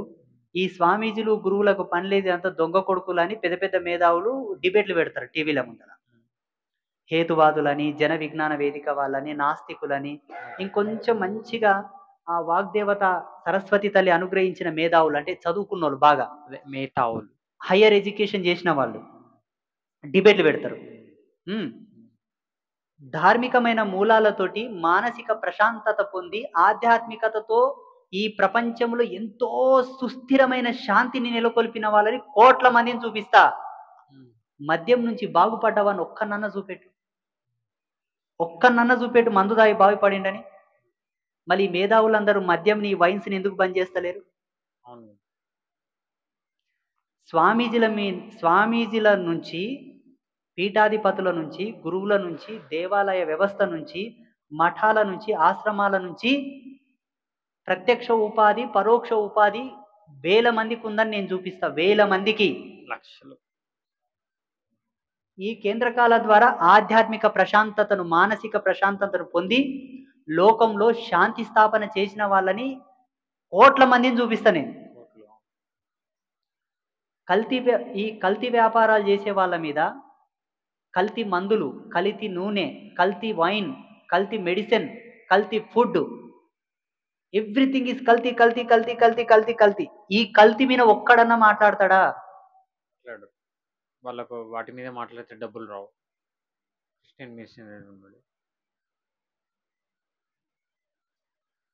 ఇది సమాజంలో ఉండే అజ్ఞానం. ఇది చాలా మందికి తెలుసు. తెలిసినా వీళ్ళు వాళ్ళకే తానా అంటే తందాన అంటారు మళ్ళా. అవునయ్యా, ఈ కాలంలో రేవంత్ రెడ్డి ఒక రాష్ట్రానికి ముఖ్యమంత్రి, చంద్రబాబు నాయుడు ఒక రాష్ట్రానికి ముఖ్యమంత్రి, ఆ పక్క రాష్ట్రం ఒక ముఖ్యమంత్రి, ఇంకో రాష్ట్రం ఒక ముఖ్యమంత్రి. ఈ భూఖండమునకే చక్రవర్తి ఒక ఆయన. ఎవరు? సిద్ధార్థుడు. ఎవరు సిద్ధార్థుడు? మీ భాషలో చెప్పాలంటే బుద్ధుడు, గౌతమ బుద్ధుడు. ఆయన చక్రవర్తి. చక్రవర్తులకు ఏం లోటు ఉంటుందయ్యా? రాజులకు లోటు ఉంటుంది. రాజ్య భయం, ధన భయం. రాజులకు లోటు ఉంటుంది, చక్రవర్తులకు లోటు ఉండదు. అటువంటి చక్రవర్తి, భోగ భాగ్యములతో తొలతూగాల్సినటువంటి చక్రవర్తి సంసార కాంత కనకమ పరివ్రజాలన్నిటిని త్యాగం చేసి యోగంలోకి వచ్చిండు. కారణం? యోగం గొప్పది కాదు, ఆడ ప్రశాంతత లేదు, ఈడ ప్రశాంతత ఉంది. వర్తమాన మహావీరుడు గౌతమ బుద్ధుడు వేరు, వర్తమాన మహావీరుడు అంటే ఎవరు? ఆ వర్తమానం అంటే ఆ టైంలో మహావీరుడు, ఆజానుబాహుడు. ఎవరైనా జైన మత వ్యవస్థాపకుడయ్యా. ఆయన కూడా సర్వమును త్యాగం చేసి యోగంలోకి వచ్చిండు. యోగి వేమన. అంతెందుకు, విశ్వామిత్రుడు రాజు. శ్రీరామచంద్ర ప్రభుల వారి ఒక ముని ముత్తాత రాజ్యత్యాగం చేసి ముని కాలేదా నారచీరలు కట్టుకొని? కారణం, భోగం ఎన్నటికైనా నశ్వరం అయ్యేదే, యోగమే పనికొస్తుంది జీవుడికి. అందుకే యోగం, మేము నేర్పేదంతా యోగం. యోగం నేర్పే మమ్మల్ని మూఢనమ్మకాలు అంటారయ్యా. ఇప్పుడు చెప్పు, సమాజంలో పనికిరాని చెత్త కుప్పలు కుప్పలు ఉంది, అడుగడుగున ఉంది. ఒక్కడన్నా బంద్ చేస్తాడా? ఒక్కడన్నా మాట్లాడతాడా? చెత్త మీద మా మీద మాట్లాడతారు. మొన్న ఒక ఆయన శ్రీ శ్రీ శ్రీ ఆదిత్య పరాశ్రీ స్వామి జనాలనంతా ఇల్యూషన్ చేస్తున్నాడు, ట్రాప్లో పెడుతున్నాడు, వాళ్ళనంతా మైకంలో పెడుతున్నాడు అంటాడు. నా అనుభవం ప్రకారంగా ఈ కలియుగంలో ఈ టైంలో నా ఎంత పచ్చిగా మాట్లాడే స్వామి ఎవడు ఉండడు. పచ్చిగా, ఒట్టిగా కాదు, మళ్ళీ పచ్చిగా చెప్తున్నారు కదా, మరి క్లియర్గా చెప్తున్నారు. ఇప్పుడే చెప్తి, నన్ను నమ్ముకున్న వాళ్ళకి బొచ్చు కూడా రాదని. ఏ గురువు అని చెప్తాడా అట్లా? చెప్పరు. మరి అది మీరు అడిగిన ప్రశ్నకి ఇంత పెద్ద భాగవతం వచ్చేది. మళ్ళీ ఈ భాగవతం వల్ల వాళ్ళేం నేర్చుకున్నారో, ఈ చూసేటోళ్ళు ఏం నేర్చుకుంటారో నీకేం అర్థమైందో నాకు తెలియదు. చెప్పవలసిన సత్యం చెప్పిన. నీకు అర్థమైందా? ఏం అర్థమైంది చెప్పు. మైక్ దగ్గర పెట్టుకో. గురువుని నిజం చెప్పాలి. నువ్వు మైక్ దగ్గర పెట్టుకో, నిజం చెప్పు. నీకేం అర్థమైంది చెప్పు. అర్థమైంది, దాన్ని ఎక్స్ప్రెస్ చేయలేను అంతే. అట్లా ఇప్పుడు గురువుని ఎట్లా చూడాలి? భక్తులు, నేను అడిగింది భక్తులు చూడయ్యా. ఏ వ్యక్తే గాని జీవితంలో ముఖ్యంగా ప్రథమంగా సంపాదించాల్సింది జ్ఞానం. జ్ఞానం అవ్యాజమై అతీతమై పరిపూర్ణమైతే వాణి అంటే వాక్కు. మాట, ఉమ్, జ్ఞానం ప్రధానం. ఉమ్, ఇప్పుడు ఎద్దుంది, ఉమ్, దున్నపోతుంది, పంది ఉంది. వాటిలో శక్తి ఉంటది. ఉమ్, మనకన్నా శక్తి ఉంటది. బలము, దారుఢ్యం ఉంటాయి. జ్ఞానం ఉంటది. ఉమ్, వాటికి సరిపడ జ్ఞానం ఉంటది. అంతకు మించి జ్ఞానం లేదు. అది లేకపోవడం వల్లనే వాక్కు లేదు, దానిలో వాణి లేదు. భావం ఉంటుంది కానీ భావార్థాలను ప్రకటించేటటువంటి తత్వం లేదు. అర్థమైందా? అది మనకుంది. ఉమ్, జీవుడు ప్రథమంగా సంపాదించాల్సింది జ్ఞానం, అంటే సరస్వతి అనుగ్రహం. వాటితో శక్తి ఉంది నాయన. ఉమ్. ఇది లేదు, వాణి లేదు, వాణి లేదు, జ్ఞానం లేదు. జ్ఞానం. జీవరాశుల్లో ఏకయుక్త భావన, ఏకయుక్త సంభాషణ, ఒకటే శబ్దాన్ని ప్రకోపం చేసేటటువంటి జీవులన్నీ కూడా ద్వితీయ జన్మ ఎత్తుతాయి. ఒక 2-3 రకాల శబ్దాలు చేస్తూ 2-3 రకాలుగా మాట్లాడేటటువంటి జీవరాశులు కొన్ని జన్మలు ఎత్తొచ్చాయి. వాటికి జన్మ తగ్గింది, ఇంకేదో ఒక జన్మ ఎత్తొచ్చు. అంటే వాయిస్ అనేది కొంత ట్రాన్స్ఫార్మ్ అయింది దాంట్లో. మనలాగా రకరకాల శబ్దాలు క్రియేట్ చేయలేవు అవి. అంటే బ్యా అంటే అంటే మ్యా అంటాయి, ఇంకేదో 2-3 అంటాయి. అవునా? అంతే. ఎక్కువ అనలేవు. అవును. భూప్రపంచంలో రకరకాల శబ్దాలు క్రియేట్ చేయగలిగేది ఒక చిలుక మాత్రమే. చిలుక. చిలుక చాలా శబ్దాలు క్రియేట్ చేయగలదు, మిగతావేవి చేయలేవు. సరస్వతి అనుగ్రహం పొందిన తర్వాత రెండవది పొందవలసినది లక్ష్మి. ఐశ్వర్యం అంటే ఇంతకుముందు చెప్తి కదా. ఏం చెప్తి? వీర్యం, ఆరోగ్యం, వీర్యం, యశస్సు. ఈ 3 ఐశ్వర్యం అంటే లక్ష్మి. లక్ష్మి అంటే ఈ మూడే. సరస్వతి కృపను పొందినవాడు తర్వాత లక్ష్మీ కృపను పొందాలి. ఎద్దుందా, దాంట్లో వీర్యం ఉంటుంది, యశస్సు లేదు దానికి. ఎందుకంటే దోమలు, ఈగెలు, ముళ్ళు గుచ్చుతాయి, బురజ, గడ్డి ఓసన కొడుతున్నా తింటవవి. ఆకలి చెడ్డది, దానికి తెలుసు ఓసన కొడుతుందని, తినక తప్పదు. దొరుకుతుందో లేదో. యశస్సు అంటే ఏందనుకున్నావు? తాను అనుకున్న, తాను కోరిన, తాను పొందదగిన, తాను సంతోషపడగలిగిన ధర్మాన్ని ఏదైతే స్వీకరిస్తున్నాడో అది యశస్సు. పెండ్లం ఉంటుంది, తనకిష్టం లేకపోయినా గడపాలే, ఇష్టం లేకుంటుంది కానీ గడపాలే, అది యశస్సు కాదు. అన్నం ఉంటుంది, తనకిష్టం లేని అన్నం ఉంటుంది, ఆకలి చెడ్డది, తినాలే, అది యశస్సు కాదు. ఆకలి అయింటది, ఫుల్ అయింటది, జగ్గి ఆకలి అయింటది, ఇష్టమైన తిండి తిన్నావనుకో ఆనాడు యశస్సు వచ్చింది నీకు. కామం రగిలింటది, కోరిక పుట్టింటది, అనుకూలవతి యగు, కోరిన యువతితో నీవు గడిపితే అది యశస్సు. యశస్సు లేకపోతే దీనికి భిన్నంగా జరుగుతాయి, విరోధంగా జరుగుతాయి. యశస్సు ఉన్నవానికి అనుకూలంగా జరుగుతాయి, కోరుకున్నట్లు జరుగుతాయి. తర్వాత ఆరోగ్యం. ఎంత బలం ఉన్నా, అందం ఉన్నా, ఎంత కలర్ ఉన్నా, ఎంత పర్సనాలిటీ ఉన్నా, ఎంత పద్ధతి ఉన్నా, ఆరోగ్యం వికటించిన తర్వాత దేనికి ఎరుకకు రావు, దేనికి అక్కెరకు రావు అవి. ఈ 3 లక్ష్మి. వీళ్ళిద్దరి అనుగ్రహం పొందిన తర్వాత ఉండే శక్తే శక్తి, లేకపోతే శక్తి కాదు. అర్థమైనా? ఇక్కడ ఉండే వాళ్ళు కూడా అలాగే అమరి ఉన్నారు. ఆ ముగ్గురమ్మల యొక్క కలర్లు, ఆ ఎల్లో కలర్, రెడ్ కలర్లో అంతరార్థం అదే. ఆ ఇద్దరి పైన ఉండేటటువంటి శక్తి, వీళ్ళిద్దరు పొందిన తర్వాత ఆమెను పొందాలనే పైన ఉంది ఆమె శక్తి. అర్థమైందా? ఆ కలర్ల యొక్క వివరణ కూడా అంతే. ఇంకొంచెం ఇప్పి చెప్తే మీకు అర్థమవుతుంది. ఈ 3 జన్మకు, ఈ 3 జీవితానికి, ఈ 3 యోగానికి, సిద్ధికి ఈ 3 అవసరం. ఈ 3 అవసరం. అందుకే ఆ ముగ్గురమ్మలు అక్కడ ఆసీనులై మనల్ని అనుగ్రహిస్తున్నారు. ఇంతకంటే అదృష్టం ఏం కావాలి చెప్పు? వజ్రంతో పోల్చినా మనకు పాపం తగులుతుంది, వజ్రంతో పోల్చకూడదు. వజ్రం కన్నా కోటి కోటి కోటి కోటి కోటాను కోట్ల విలువైనటువంటి తల్లులు పోల్చి చెప్పుదాం, మీకు అర్థం కావాలి కాబట్టి.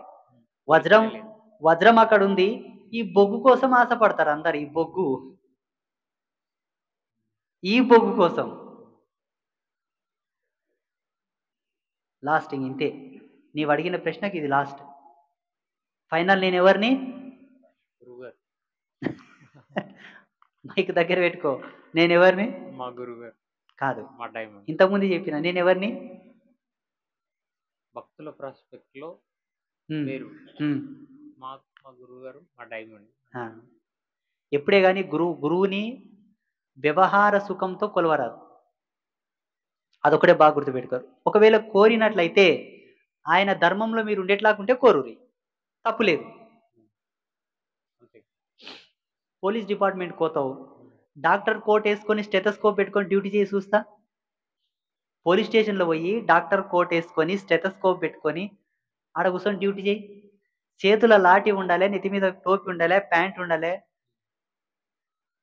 అప్పుడు డ్యూటీ చేయొచ్చు. ఏ పీఠ పరంపరకు సంబంధించిన పరంపరానుగతంగా మీరు నడిచేట్లాగుంటే, హ్మ్. ఆ పీఠం తాలూకు పుణ్యం, పురుషార్థం మీకు సిద్ధిస్తాయి. లేకపోతే రావు. ఒకవేళ వచ్చినా కూడా ఆ స్వామి ఏమన్నా పుణ్యం తలిస్తే వస్తాయి చూడు. ఆయన తలవాలే మీకు రావాలే. ఆయన తలవకపోతే అయితే రావు.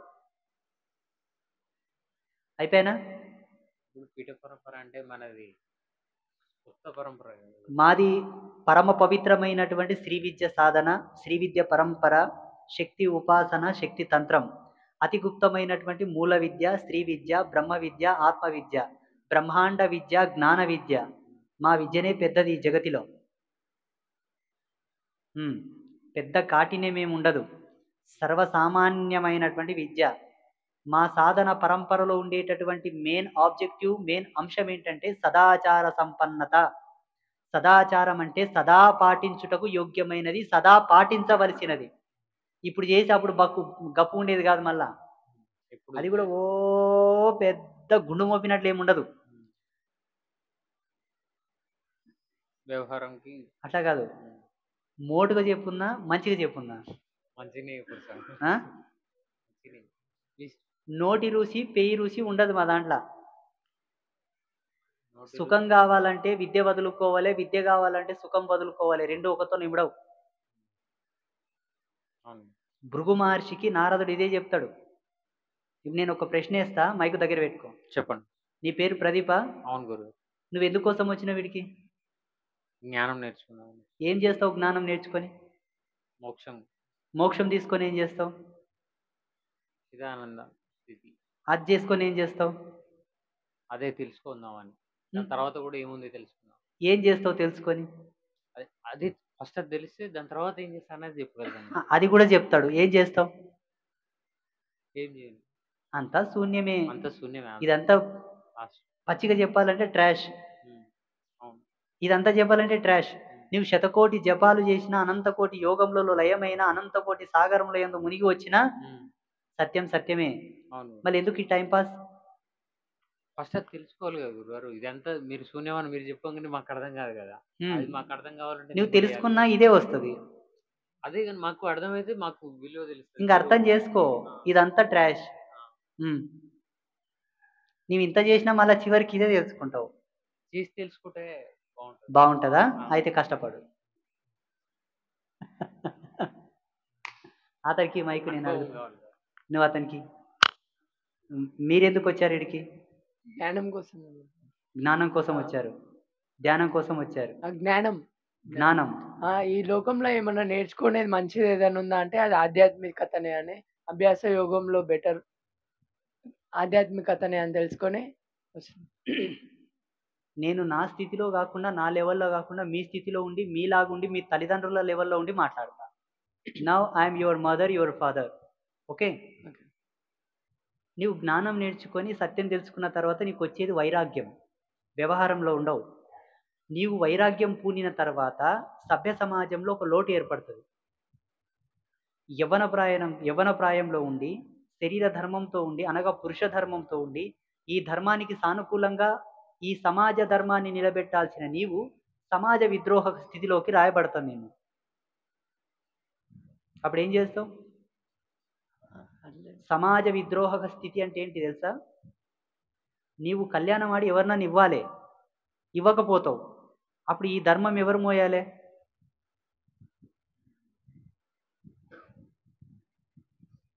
ఇప్పుడున్న కాలంలో ఏముంది గురుగారు?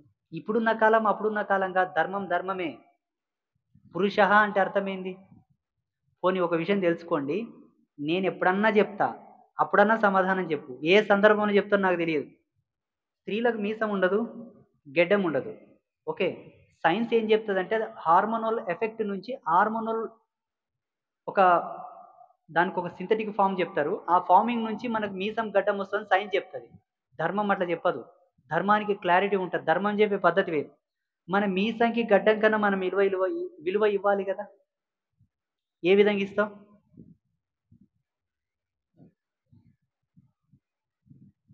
నీదన్న అంకురం ఒకటి భూమి మీద ఉమ్మిచ్చిన్నాడే దానికి ఒక విలువనయ్యా. అప్పుడు పురుష అనే పదానికి ఒక అర్థం. ఇప్పుడు ఏ యోగం పనికొచ్చే, ఏ జ్ఞానం పనికొచ్చే, ఏ తపస్సు పనికొచ్చే? నీకు అర్థం రావాలంటే ఏం పనికొచ్చే? అవును, రెండు స్తనములు కలిగి 2 బుధములు కలిగినటువంటి స్త్రీ కూడా యోగం నేర్చింది, జ్ఞానం చెప్పింది. పురుష అనే అర్థం ఏముంది చెప్పు? నీవే తపస్సు చేయలేవు. అక్క మహాదేవి కూడా మహా తపస్సు చేసింది. పరమశివుని సాక్షాత్కారంగా చూసింది మహాయోగిని. 2 స్తనములు కలిగి 2 బుధములు కలిగినటువంటి మహిళ కూడా యోగ మూలాలు విప్పి చెప్పింది, జ్ఞానంలో శిఖరాగ్రాన్ని చేరింది, బ్రహ్మతో లయమైంది. అప్పుడు పురుష అనే శబ్దానికి అర్థం ఏంటి? పురుషుడికి అర్థం ఏంటి? ఈ మధ్యలో హిందూయిజంలో జరిగే ఒక ట్రాష్ అండ్ ఒక మోసం, ఒక కుట్ర, ఒక విద్రోహం ఏంటో తెలుసా? మన ధర్మంలోనే ఈ యొక్క భేదం ఉన్నది. ఏందో? బ్రహ్మకుమారి సంస్థ అని ఒక సంస్థ ఉంది, ఈషా ఫౌండేషన్ ఒక సంస్థ ఉంది, ఆర్ట్ ఆఫ్ లివింగ్ అని ఒక సంస్థ ఉంది, ఇంకా కొన్ని సంస్థలు, యోగ సంస్థలు ఉన్న మెడిటేషన్ క్లాసెస్ చెప్పేది. తీసుకుపోయి పెడతారు. ఇది కనిపిస్తుంది, అది కనిపిస్తుంది, ఇది నేర్చుకోరు, అది నేర్చుకోరు అంటారు. వాళ్ళందరూ పెళ్లి చేసుకోకుండా చేస్తున్నారు. హిందూయిజం లోపల హిందువుల సంఖ్య తగ్గి వేరే వాళ్ళ సంఖ్య పెరిగి వాళ్ళందరూ మళ్ళీ హిందువులనంతా గొంతులు పోయినకే చేస్తున్నారు వీళ్ళందరినీ. మొగోళ్ళంతా ధ్యానం అనుకుంటా గప్పుగా అయిపోతున్నారు, ఆడవాళ్ళు మిగిలిపోతున్నారు. ఆడవాళ్ళనంతా వాళ్ళు లేపుకొని పోతున్నారు.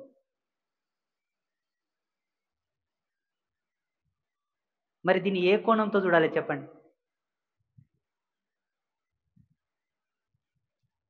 చెప్పండి, ఏ కోణంతో చూడాలి? పోనీ మీరు మీ కాడికి అంతవా ఇట్లా లేరు. మనం గనక బాగా రీసెర్చ్ చేస్తే వేలలో ఉన్నారు, ఇట్లా లక్షల్లో కూడా ఉండొచ్చు. నా అనుభవం ప్రకారంగా ఈ బాణం నాకు కూడా గుచ్చుకోవచ్చు. నాకు కూడా గుచ్చుకోవచ్చు. నేను పురుష జన్మని ఎత్తాను, నాకు కూడా మీసం ఉంది, గడ్డం ఉంది. కాబట్టి నా అనుభవం ప్రకారంగా పురుషుడనే వానికి పరిపూర్ణమైన ప్రాకృతిక ధర్మం ఎప్పుడొస్తుందంటే తాను కళ్యాణం ఆడిన నాడే, తను ఒక జన్మనిచ్చిన నాడే. అది మినహా లేదు. ఒకవేళ అది కాకుండా ఆయనకు ధర్మం రావాలంటే తాను తన స్థితిలో ఏదో ఒక ధర్మంలో చెడి ఉండాలి. అనగా ఆ రుచిని ఎరిగిన వాడై ఉండి, ఆ రుచి యందు ఆయనకు విముక్తి కలిగి, ఆ రుచి యందు ఆయనకు విరక్తి కలిగి ఉంటే, లేదా తాను శారీరక మానసిక భావాలతో వికలాంగుడై ఉండాలి. ఇవి రెండూ కాకుండా పరిపూర్ణమైన సంసారమైన రథమును నడిపి అన్ని రుచులు చూసి అన్ని కష్టాలు ఏగి అన్ని ధర్మాలు చూసిన తర్వాత కాంత సంసార త్యాగము చేసిన వాడనే ఉండాలి. ఏవి చూడకుండా నాకు వైరాగ్యం వచ్చింది, నాకు పెళ్లి ఇష్టం లేదు, నాకు పెళ్ళం ఇష్టం లేదంటే ధర్మం ఒప్పదు. నీ భావం ఒప్పొచ్చు, గురువు ఒప్పొచ్చు, నీ సాధన ఒప్పొచ్చు, భగవంతుడు ఒప్పడు, ధర్మం ఒప్పదు. ఎందుకంటే భగవంతుడే ఇద్దరిని చేసుకున్నాడు. సమస్త ఋషి పుంగవులందరూ కూడా పెళ్లి చేసుకున్నారు, పిల్లలు కన్నారు. యోగ దర్శనం ఇచ్చిన వాళ్ళు, వేద రచన చేసిన వాళ్ళు ఏ ఒక్కరు కూడా కళ్యాణ రహితులై లేరు. కళ్యాణ రహితులై ఉన్నటువంటి ఋషులకు పట్టాభిషేకం లేదు, ధర్మంలో స్థాపన లేదు, అగ్రతాంబూలం లేదు. ఇది సత్యం. మీరందరూ వచ్చిండ్రు, ధ్యానం చేస్తున్నారు, పూజలు చేసుకుంటున్నారు, అమ్మతోన కాలం గడుపుతున్నారు. ఎందుకోసం? ఎవరు మెచ్చనీకే? సెల్ఫ్ సాటిస్ఫాక్షన్, అంతేనా? సరే పొందండి. మీ స్వయం సంతృప్తి అంటే ఇంక నేనేం చేయలేను దాంట్లో.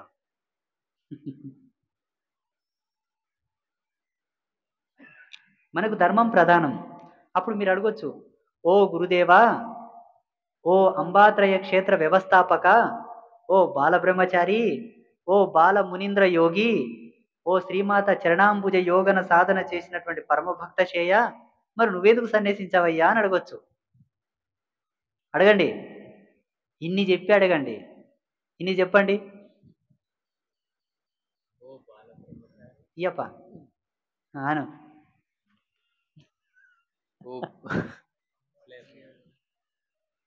అవన్నీ మనకు కానీ, గురుదేవా మీరెందుకు కాంతా త్యాగం చేశారు, మీరెందుకు కళ్యాణ త్యాగం చేశారు, మీరెందుకు సంసార త్యాగం చేశారని అడగండి. అనండి. గురుదేవా మీరెందుకు కాంతా త్యాగం చేశారు? సంసార త్యాగం ఎందుకు చేశారు? మీరెందుకు కాంతా త్యాగం చేశారు? మీరెందుకు మీరెందుకు కళ్యాణ త్యాగం చేశారు? హ్మ్. మీరెందుకు సంసార త్యాగం చేశారు? మీరెందుకు ఓ గురుదేవ గురుదేవా మీరెందుకు మంచిగా ఓ గురుదేవా మీరెందుకు మంచిగా నేను చెప్తా చూడు. ఓ గురుదేవా ఓ గురుదేవా ఉమ్. మీరెందుకు కాంతా త్యాగం చేశారు? మీరెందుకు సంసార త్యాగం చేశారు? ఆ, మీరెందుకు కాంతా త్యాగం చేశారు? మీరెందుకు కళ్యాణ త్యాగం చేశారు? మీరెందుకు సంసార త్యాగం చేశారు? ఓ గురుదేవా మీరెందుకు కాంతా త్యాగం చేశారు? మీరెందుకు కళ్యాణ త్యాగం చేశారు? మీరెందుకు సంసార త్యాగం చేశారు? శబాస్. గురువుతో గనక మీకు పోలిక ఉంటే, గురువుతో మీ యొక్క భావాన్ని వ్యక్తం చేసుకోవాలనుకుంటే, గురువు యొక్క సర్వ దినచర్యల యందు, సర్వ దైనందిన దినచర్యల యందు, సర్వ కర్మలలో, సర్వ ధర్మాలలో మీకు అవిర్భాగమైన ధర్మం ఉండగలిగితే గురువుతో పోలిక. మీకు అర్థమయ్యేట్లాగా చెప్తా. ఆ, నేను ప్రతిరోజు ఉదయ సంధ్యలో తెల్లవారుజామున 3 గంటలకు నా ఆత్మనే నా నిద్రావస్థను తుంచి లేపుతుంది. 3 నుండి 4 గంటల వరకు పరిపూర్ణమైన సమాధిలో నేను రమిస్తాను. నువ్వు రమించగలవా? లేదు. నేను ఏకసంధి అనగా ఏకసంధి దేవ ప్రాయుక్తమైన లగ్నమున యందు 52 రకాల మృత్తికలను సేకరించి జగదంబల స్థాపన చేసిన ఆగమ శాస్త్ర పద్ధతిలో నువ్వు చేయగలవా? చేయలేను. నేను ప్రపంచ కాలధర్మ సిద్ధాంతాన్ని కంట్రోల్ చేయగలిగి మానవాళి యొక్క నాడీ ఛందస్సుకు అనుకూలంగా ప్రతిస్పందించగలిగేటటువంటి రుద్రశూలాన్ని దర్శించి స్థాపన చేయగలిగాను. నువ్వు చేయగలవా? చేయలేను. నేను సూర్యకిరణాలతో ఆ మాత్రము కాంతి పుంజములు లేని సమయమునందు ఆ పౌర్ణమి రోజు సూర్యుడు తన యొక్క దాహిక శక్తిని తగ్గించుకొని, సూర్యకిరణాలు ఉంటాయి కానీ వేడి ఎక్కువ ఉండదు. ఆ సమయంలో కృత్రిమంగా ఏ పరికరం లేకుండా సహజంగా సత్యాగ్ని జ్యోతులను దశమహావిద్యలను ఆవాహన చేస్తూ జ్యోతులు వెలిగించగలిగాను. నువ్వు వెలిగించగలవా? లేదు. నేను ఏ ధర్మాలలో ప్రాతినిధ్యం పొంది ఉన్నానో ఆ ధర్మాలలో మీరు పొంది ఉన్నట్లయితే నాతో పాటు మీరు సరి. ఊక నువ్వు చేసుకుని లేవు కదా నేను చేసుకోను, నువ్వు విడిచిపెట్టినావు కదా నేను విడిచిపెట్టినట్టే సరిపోదు. ఆ, సరిపోతుందా? సరిపో. ఒకవేళ సరిపోతుంది స్వామి అంటే, సరిపోతుంది స్వామి ఏం పెద్ద తప్పు లేదు, నీవు మనిషివే నేను మనిషినే, నీకు 2 చేతులు నాకు 2 చేతులు ఉన్నాయి, నీకు నాకేం తేడా లేదు అని నువ్వు అనుకుంటే, నేను ఒక చిన్న ఎగ్జాంపుల్ చెప్తా.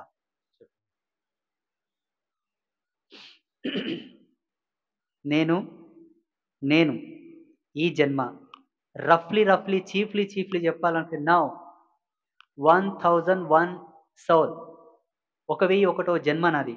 నీ జన్మలేని తెలీదు. ఈ కింది జన్మలన్నీ కూడా స్పిరిచువల్ జన్మలేనవి. ఒక్కొక్క జన్మలో ఒక్కొక్క తీరుగా భక్తి చేసిన, ఒక్కొక్క జన్మలో ఒక్కొక్క తీరుగా భగవంతుని కొలుచుకున్నా, భక్తి రసామృతాలలో ఎన్ని విధాలుగా ఏ యాంగిల్తో పరమాత్మను కొలవాలో అన్ని యాంగిల్లో కొలుచుకున్నా, అన్ని దేవతలను కొలిచిన, సర్వదేవతల అనుగ్రహ స్థితితోనే ఈనాడు చిట్ట చివరి జన్మలో జగదంబకు అంకితమైన. నీది సేమ్ అయితే టాలీ. అది జన్మ పరంపర ముక్తి అంటే అది, జన్మ రాహిత్యం అంటే అదే. ఒక వ్యవహార సత్యాన్ని చూసి మోసపోవడం ధర్మం కాదు. పూర్వం దత్తాత్రేయుల వారు కళ్ళు తాగిండని శిష్యులందరూ కళ్ళు తాగిండ్రంట. ఆయన కళ్ళు తాగి గట్టిగా పోతే వీళ్ళు ఊక్కుట పోయిండ్రంట. ఆయన కళ్ళు తాగి గట్టిగా పోయిండు. తాగినా నిగ్రహించుకోగలిగే శక్తి తనతో ఉంది, అంతటి ఎరుక ఆయనతో ఉన్నది. తాగిన దాన్ని తుచ్చంలో నిలబెట్టాడు, సత్యంలోనే చూయించాడు. వీళ్ళు తాగిన దాన్ని పెయ్యంతా నింపుకొని ఊగిండ్రు, సత్యమంతా పక్కకు పోయింది. ఆ తాగి ఒక 10 అడుగుల దూరం పోయిన తర్వాత కమరోడు కర్రు గరం చేస్తుంటే కలకల కాలి ఆ కర్రును కూడా తాగిండు ఆయన, శిష్యులు తాగలేకపోయిండ్రు. గురువుని చూసి ఎప్పుడు మోసపోవద్దు. గురువుతో సంబంధాన్ని వ్యక్తం చేసుకునేటప్పుడు ధర్మం సరి ఉండాలి, సరికి సరి కావాలి. నేనేమంటా అంటే మీరందరూ కూడా పెళ్లిళ్ళు చేసుకోరి. సయోగ్య శరీర సంభూతమైనటువంటి కుల సంజాతను వరించుకొని కళ్యాణం ఆడిన తర్వాత సంసార రతిలో పాల్గొని సంసార సారథ్యంలో ఏగి జోగి ఈగిన తర్వాత గురుపాదములను ఆశ్రయిస్తే మెప్పు. రేపు ఇంటికి పోయి అందరు పెళ్లి చేసుకొని మళ్ళా రారే. వద్దా? మీరు చెప్పండి. వద్దంటే వాళ్ళకి మైక్ అక్కడ ఇస్తున్నావు. రవిని చెప్పమంటావా పైలా? నేను చేసుకుంటే ఇంటికెళ్ళి ఉంటారు ఇక్కడనే తనకు మైక్ ఇవ్వ. జగతిలో ధర్మం జగతిలో మన ధర్మశాస్త్రాల్లో ప్రథమంగా చెప్పే ధర్మ సూత్రాలు ఏముంటాయి? మాతృదేవో భవ, పితృదేవో భవ. ఆరంభం మీ నుంచి అవుతుంది కదా. నీకు జన్మనిచ్చిన తల్లి బాధపడిన ఆ పాపం నా మీద కూడా వస్తుంది. నీ గురువుని పాపభాగంలోకి తెచ్చి నువ్వు మనగలవా? నీ తల్లిని వచ్చిన సాక్ష్యం చెప్పమను, త్రికరణ శుద్ధిగా నా కొడుకుని నీ యందు వదిలిపెడుతున్నానని. తర్వాత పితృదేవో భవ, వీళ్ళిద్దరు వచ్చి చెప్పాలి, మా గర్భవాసమునందు జన్మించిన మా తనయుడు మీకు అంకితంగా ఉండుటకు మేము సమ్మతించితిమి. మా కులధర్మమునకు వంశధర్మానికి మా వంశ తీగకు ఇంకొకడు ఉన్నాడు, నాకు ఇంకో కొడుకు ఉన్నాడు, మా తీగ నిగులుతుంది, మా దీపం నిలబడుతుంది, మాకు ఇంకొకడు ఉన్నాడు పిల్లలు కనిపెట్టనీకే, కులగోత్రముల యొక్క మాన్యతను ప్రతిష్టను కాపాడుటకు ఇంకొకడు ఉన్నాడు, ఈడొకడు ఉన్నాడు, లోక కళ్యాణంకు ఉపయోగపడితే దీన్ని ఏదైనా చేయండి, దీన్ని ఏదైనా చేసి తీర్చిదిద్దండి అని వాళ్ళు చెప్తే మేము స్వీకరిస్తాం, లేకపోతే స్వీకరించాం. గురుదేవ మాకు అమ్మ లేదు, నాయన లేదు, ఇల్లు లేదు, ఇడుపు లేదు, అన్న లేడు, అమ్మ లేదు, అక్క లేదు, తమ్మి లేదు, ఏక్ నిరంజన్ అనుకుంటేనేమో అప్పుడు నేనే తల్లినైతా, నేనే తండ్రినైతా, నేనే గురువునైతా, నేనే దైవమైతా, అన్ని పాత్రతలు నేనే పోషించి నీకు ఏ ధర్మంతో యోగం సిద్ధింపజేయాలో ఆ ధర్మంతో ఇస్తా. ఆ క్లారిటీ ఉంది. ఎవరి శరీరము, ఎవని చెమట, ఎవని మురికి, ఏ కులంలో ఏ గోత్రంలో పుట్టినటువంటి పిండం ఏ పొలిమేరలో ఉంది నీ మాయముంత, ఏ కులం నుంచి నీవు వచ్చినావు, ఎట్లా నేను స్వీకరిస్తున్నాడు ఇటు జమదగ్ని అడిగిండి ఇట్లా శిష్యుణ్ణి. ఇవన్నీ ఉంటాయి. పరశురాముడితోనికి ద్రోణాచార్యుడు పోతే కూడా వల్ల అడుగుతాడు, కర్ణుడు పోతే కూడా అడుగుతాడు. వల్ల ఒక అకారణంగా హక్కున చేర్చుకునికి రాదు కదా నాయన. మీకుంటది పిచ్చిమాలోకం, లిప్టిక్ పెట్టుకొని జర మేకప్ వేసుకొని ఇంత పూలు పెట్టుకొని పోతే చాలు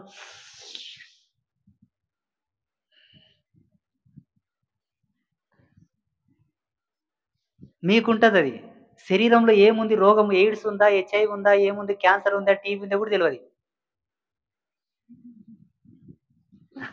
మీకుంటది అది, మాకుండొద్దు.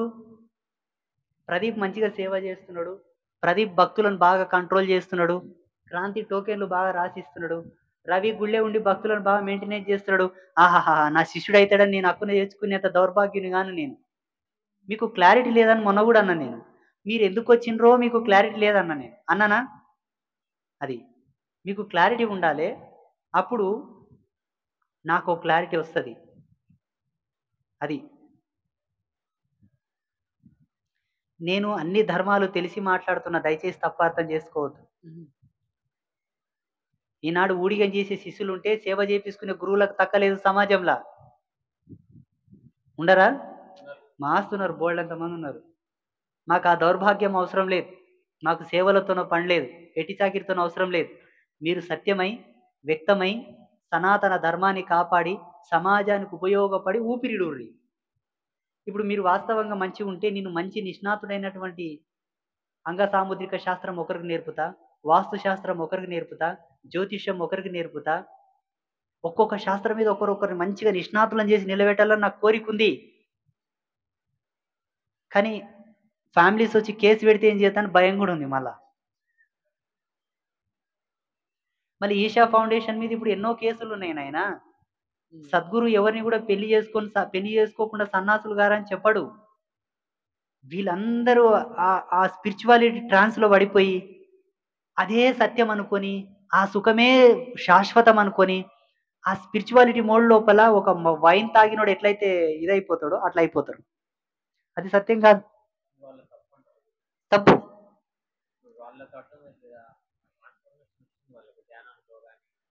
వాళ్ళు చేసే క్రియలో కానీ ధ్యానంలో కానీ వాళ్ళకి అట్లా అనిపించింది. మైక్ దగ్గర పెట్టుకో. ఇప్పుడు ఇషాల కానీ దేనిలో కానీ ఇప్పుడు వాళ్ళు ధ్యానం చేస్తారు, జపం చేస్తారు, ఏది పూజ చేస్తారు, వాళ్ళకి ఆ దివ్యానుభూతి కలిగింది. ఆ దివ్యానుభూతి చేత వాళ్ళు అన్నిటినీ త్యాగం చేసుకొని శాంతంలో, మౌనంలో, ప్రశాంతంలో ఉంటున్నారు అని నువ్వు అనుకుంటున్నావు, వాళ్ళు అనుకుంటున్నారు. నేను ఒక మాట చెప్తా, గాంజాయి సేవించిన వానికి ఉండే సంతోషము, ఆనందం సేవించని వానికి ఉంటుందంటావా? ఇప్పుడు వాని ఆనందం సత్యమా? వీని ఆనందం సత్యమా? ఏ సత్యం గురించి మాట్లాడుతున్నావు నువ్వు? ఇది సత్యం కాదు. పిచ్చి కాకపోతే ఆధ్యాత్మిక సత్యం వ్యవహార సత్యంతో కలిసే ప్రయాణం చేస్తది. వ్యవహార సత్యం సత్యమైతేనే ఆధ్యాత్మిక సత్యం నిలబడతది. లేకపోతే ఉప్పు నీళ్ళలో బొగ్గునేసి చూడు, మంచి నీళ్ళలో బొగ్గునేసి చూడు. ఉప్పు నీళ్ళలో ఏసిన బొగ్గు తెల్లగైతది. మంచి నీళ్ళలో ఏసిన బొగ్గు తెల్లగా కాదు. ఏ సత్యం గురించి మాట్లాడుతున్నావు? ఏ శాంతం గురించి మాట్లాడుతున్నావు? శరీరానికి ఒక ధర్మం ఉందయ్యా. ఈ శరీర ధర్మమే కదా సాధనకు ఉపయుక్తమయ్యేది. శరీర ధర్మంతో కూడని సాధన పనికిరాదు.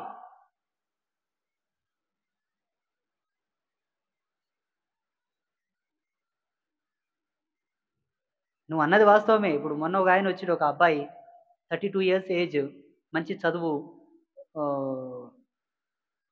భరతసింహారెడ్డి పేరు అదే అనుకుంటా. ఇద్దరు ముగ్గురు ఉన్నారు, మళ్ళీ ఎవరో తెలియదు. ఆ అబ్బాయి నేను ఈషాలో 3 ఇయర్స్ ఉన్నాను. I'm software engineer. నేను ఇన్నర్ ఇంజనీరింగ్ కూడా చేసిన. అంటే I'm software engineer, but inner engineering కూడా చేసిన. I'm now so peaceness and చాలా పీస్ఫుల్గా ఉన్నాను. మీ వీడియోలు చూశాను, మీ దర్శనం చేసుకుందామని వచ్చాను. Inner engineering is okay, software engineer is okay, but దానివల్ల వచ్చిన ఆదర్శం ఏముంది నీకు అని అడిగిన నేను. బాగున్నాను, సంపాదిస్తున్నాను, ఖర్చు పెడుతున్నాను, హ్యాపీగా ఉన్నాను. సంతోషంగా ఉన్నావా? ఉన్నాను. ఒక 5 సంవత్సరాల తర్వాత ఇదే మాట వచ్చి అంటావా? అఫ్ కోర్స్, వై నాట్, 100% నేను వస్తా అంట, ఇదే మాట అంట. ఎందుకంటే ఆల్రెడీ 3 ఇయర్స్ జర్నీ, మంచిగా ఉన్నా, ఇంకొక 5 ఇయర్స్ ఉండలేనా? ఉంటా, లైఫ్ లాంగ్ ఉంటా అన్నాడు. సరే పో అని పంపించిన. సంవత్సరం తర్వాత మళ్ళీ అతనే వచ్చి నా జీవితం అంతా గందరగోళం ఉంది, నేనేం చేసి చెప్పు గురుదేవా అని అడుగుతాడు చూడు. శరీరం అనేది మనం అనుకున్న ధర్మంతో నిర్మాణం అయ్యలేదు. చేన్లో ఇత్తనం వేస్తాం, దానికి ఎరువు రాకపోతే పెరగట్లేదు, ఎరువు వేయకపోతే సకాలంలో ఎరువు వేయకపోతే గింజలు సరిగా దిగుబడి రావట్లేదని ఎరువులు లేస్తాం పంట బాగా రావాలని. అవునా? సహజంగా దాన్ని పెరగనీయం. ఏదో రావాలని ఎరువేసినట్లనే ఏదో ధర్మంతోనే నిన్ను పెంచేటాడు భగవంతుడు నీ తల్లి గర్భంలో. అంతలేని నువ్వు పుట్టవు, ఇంత పెద్ద పెరగవు. ఆ ధర్మం తెలుసుకోమంటున్నా నేను, అంతే. ఆ ధర్మం తెలుసుకొని జీవితాన్ని పరిపూర్ణం చేసుకో. అందుకే గురుబోధలో ఒక మాట అంటారు, రాజయోగమే రమ్యమైనది, సంసారమే పరిపూర్ణమైనది. అది గాంధీ ఏది కాదన్నది. నీకు ఇష్టం లేదేమో ఇట్లా చెప్తే కదా? ఇష్టం లేదా? నీ ఇష్టంతో నేను మాట్లాడలేదు ఇక్కడ. పెళ్లి చేసుకున్న మాట్లాడు ఊగా ఈ సామె అనుకుంటున్నావేమి? లాజికల్గా ఆలోచన చేయండి. మీ తల్లిదండ్రులు మీలాగా సన్యసించి ఉంటే ఈనాడు మీరు నాతోనికి వచ్చేవాళ్ళ? ఈ గురుదేవులు మీకు పరిచయమై మీరు చూస్తున్నారంటే కారణం ఎవరు? కాదు, వారి సంసార ధర్మం, వివాహ ధర్మం, రతి ధర్మం. ఆ రతి ధర్మం పరిపక్వత చెంది పరమాత్మ ఆశీర్వదించాడు కాబట్టి అందంగా, ఆరోగ్యంగా, అన్ని అవయవాలు సక్రమంగా ఉండి నా ముందరకు వచ్చి దీక్షా ప్రదానం స్వీకరించారు. ఇది ఎంత పుణ్యం! ఒక గాలి నుంచి ఊడిపడలేరుగా, సీతాదేవిలాగా భూమిల నుంచి వచ్చిలేరు కదా, ద్రౌపదిలాగా అగ్ని నుంచి వచ్చిలేరు కదా. ఈ ధర్మాన్ని తెంపుకోర్రి, ఈ రుణం తెంపుకోర్రి. ఈ రుణం దిగాలంటే ఎట్లా దిగాలే? మీరు పెళ్లి చేసుకొని ఒక పిల్లానికి అనాలే, అప్పుడు రుణం దిగుతుంది.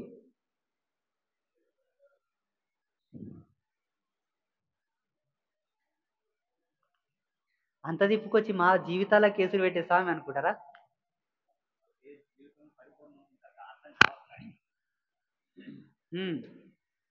మొన్న ఒక అబ్బాయి వచ్చిండు, స్వామి పెళ్లి చేసుకున్నాక పెన్నంతోనూ వండుకుంటాం కదా, పెన్నంతోనూ వండుకుంటే ఎంగిలైతుంది కదా, ఎంగిలైన శరీరం సాధనకి ఎట్లా పనికి వస్తుంది అన్నాడు.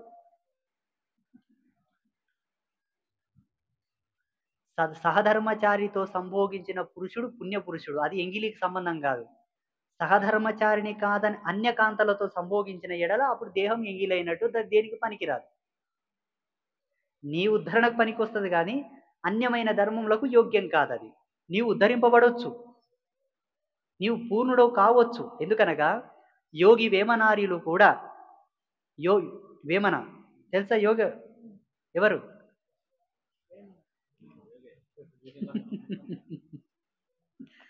ఆంధ్ర రాష్ట్రమునందు పురుడు పోసుకున్నటువంటి కవి కులోద్భవుడు, ఆత్మజ్ఞాన సంజాతుడైనటువంటి మహాయోగి, యోగులకే యోగి, యోగి వేమన. ఆ వేమన కూడా కాంతా శరీరమును ఎన్ని పద్ధతులతో చూడాలో, ఎన్ని మర్మములతో చూడాలో, ఎన్ని యాంగిల్లో చూడాలో అన్ని యాంగిల్లో చూసి అనుభవించి భోగించిన భోగులకే భోగి. అట్టి భోగి కూడా పూర్ణుడై యోగి అయి మహాయోగులకే యోగి అయి తన వరకు తాను యోగత్వాన్ని పొంది పరమాత్మ తత్వానితో సమానమైండు. అవ్వచ్చు, తప్పులేదు. కానీ ఇంకొక ధర్మం మిగిలిపోతుంది.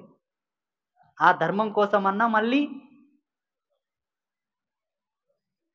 బ్రహ్మంగారు ఉన్నారా? ఆయన సాక్షాత్తు పరమాత్మ.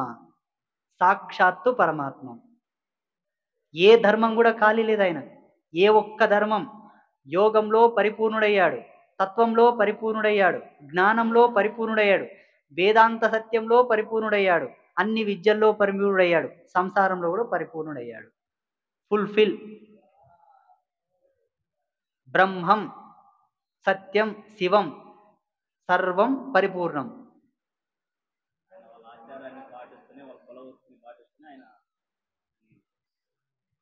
అర్థమైనా? గురుదేవ, మరి మీలాంటి సన్నాసుల పరిస్థితి ఏందను?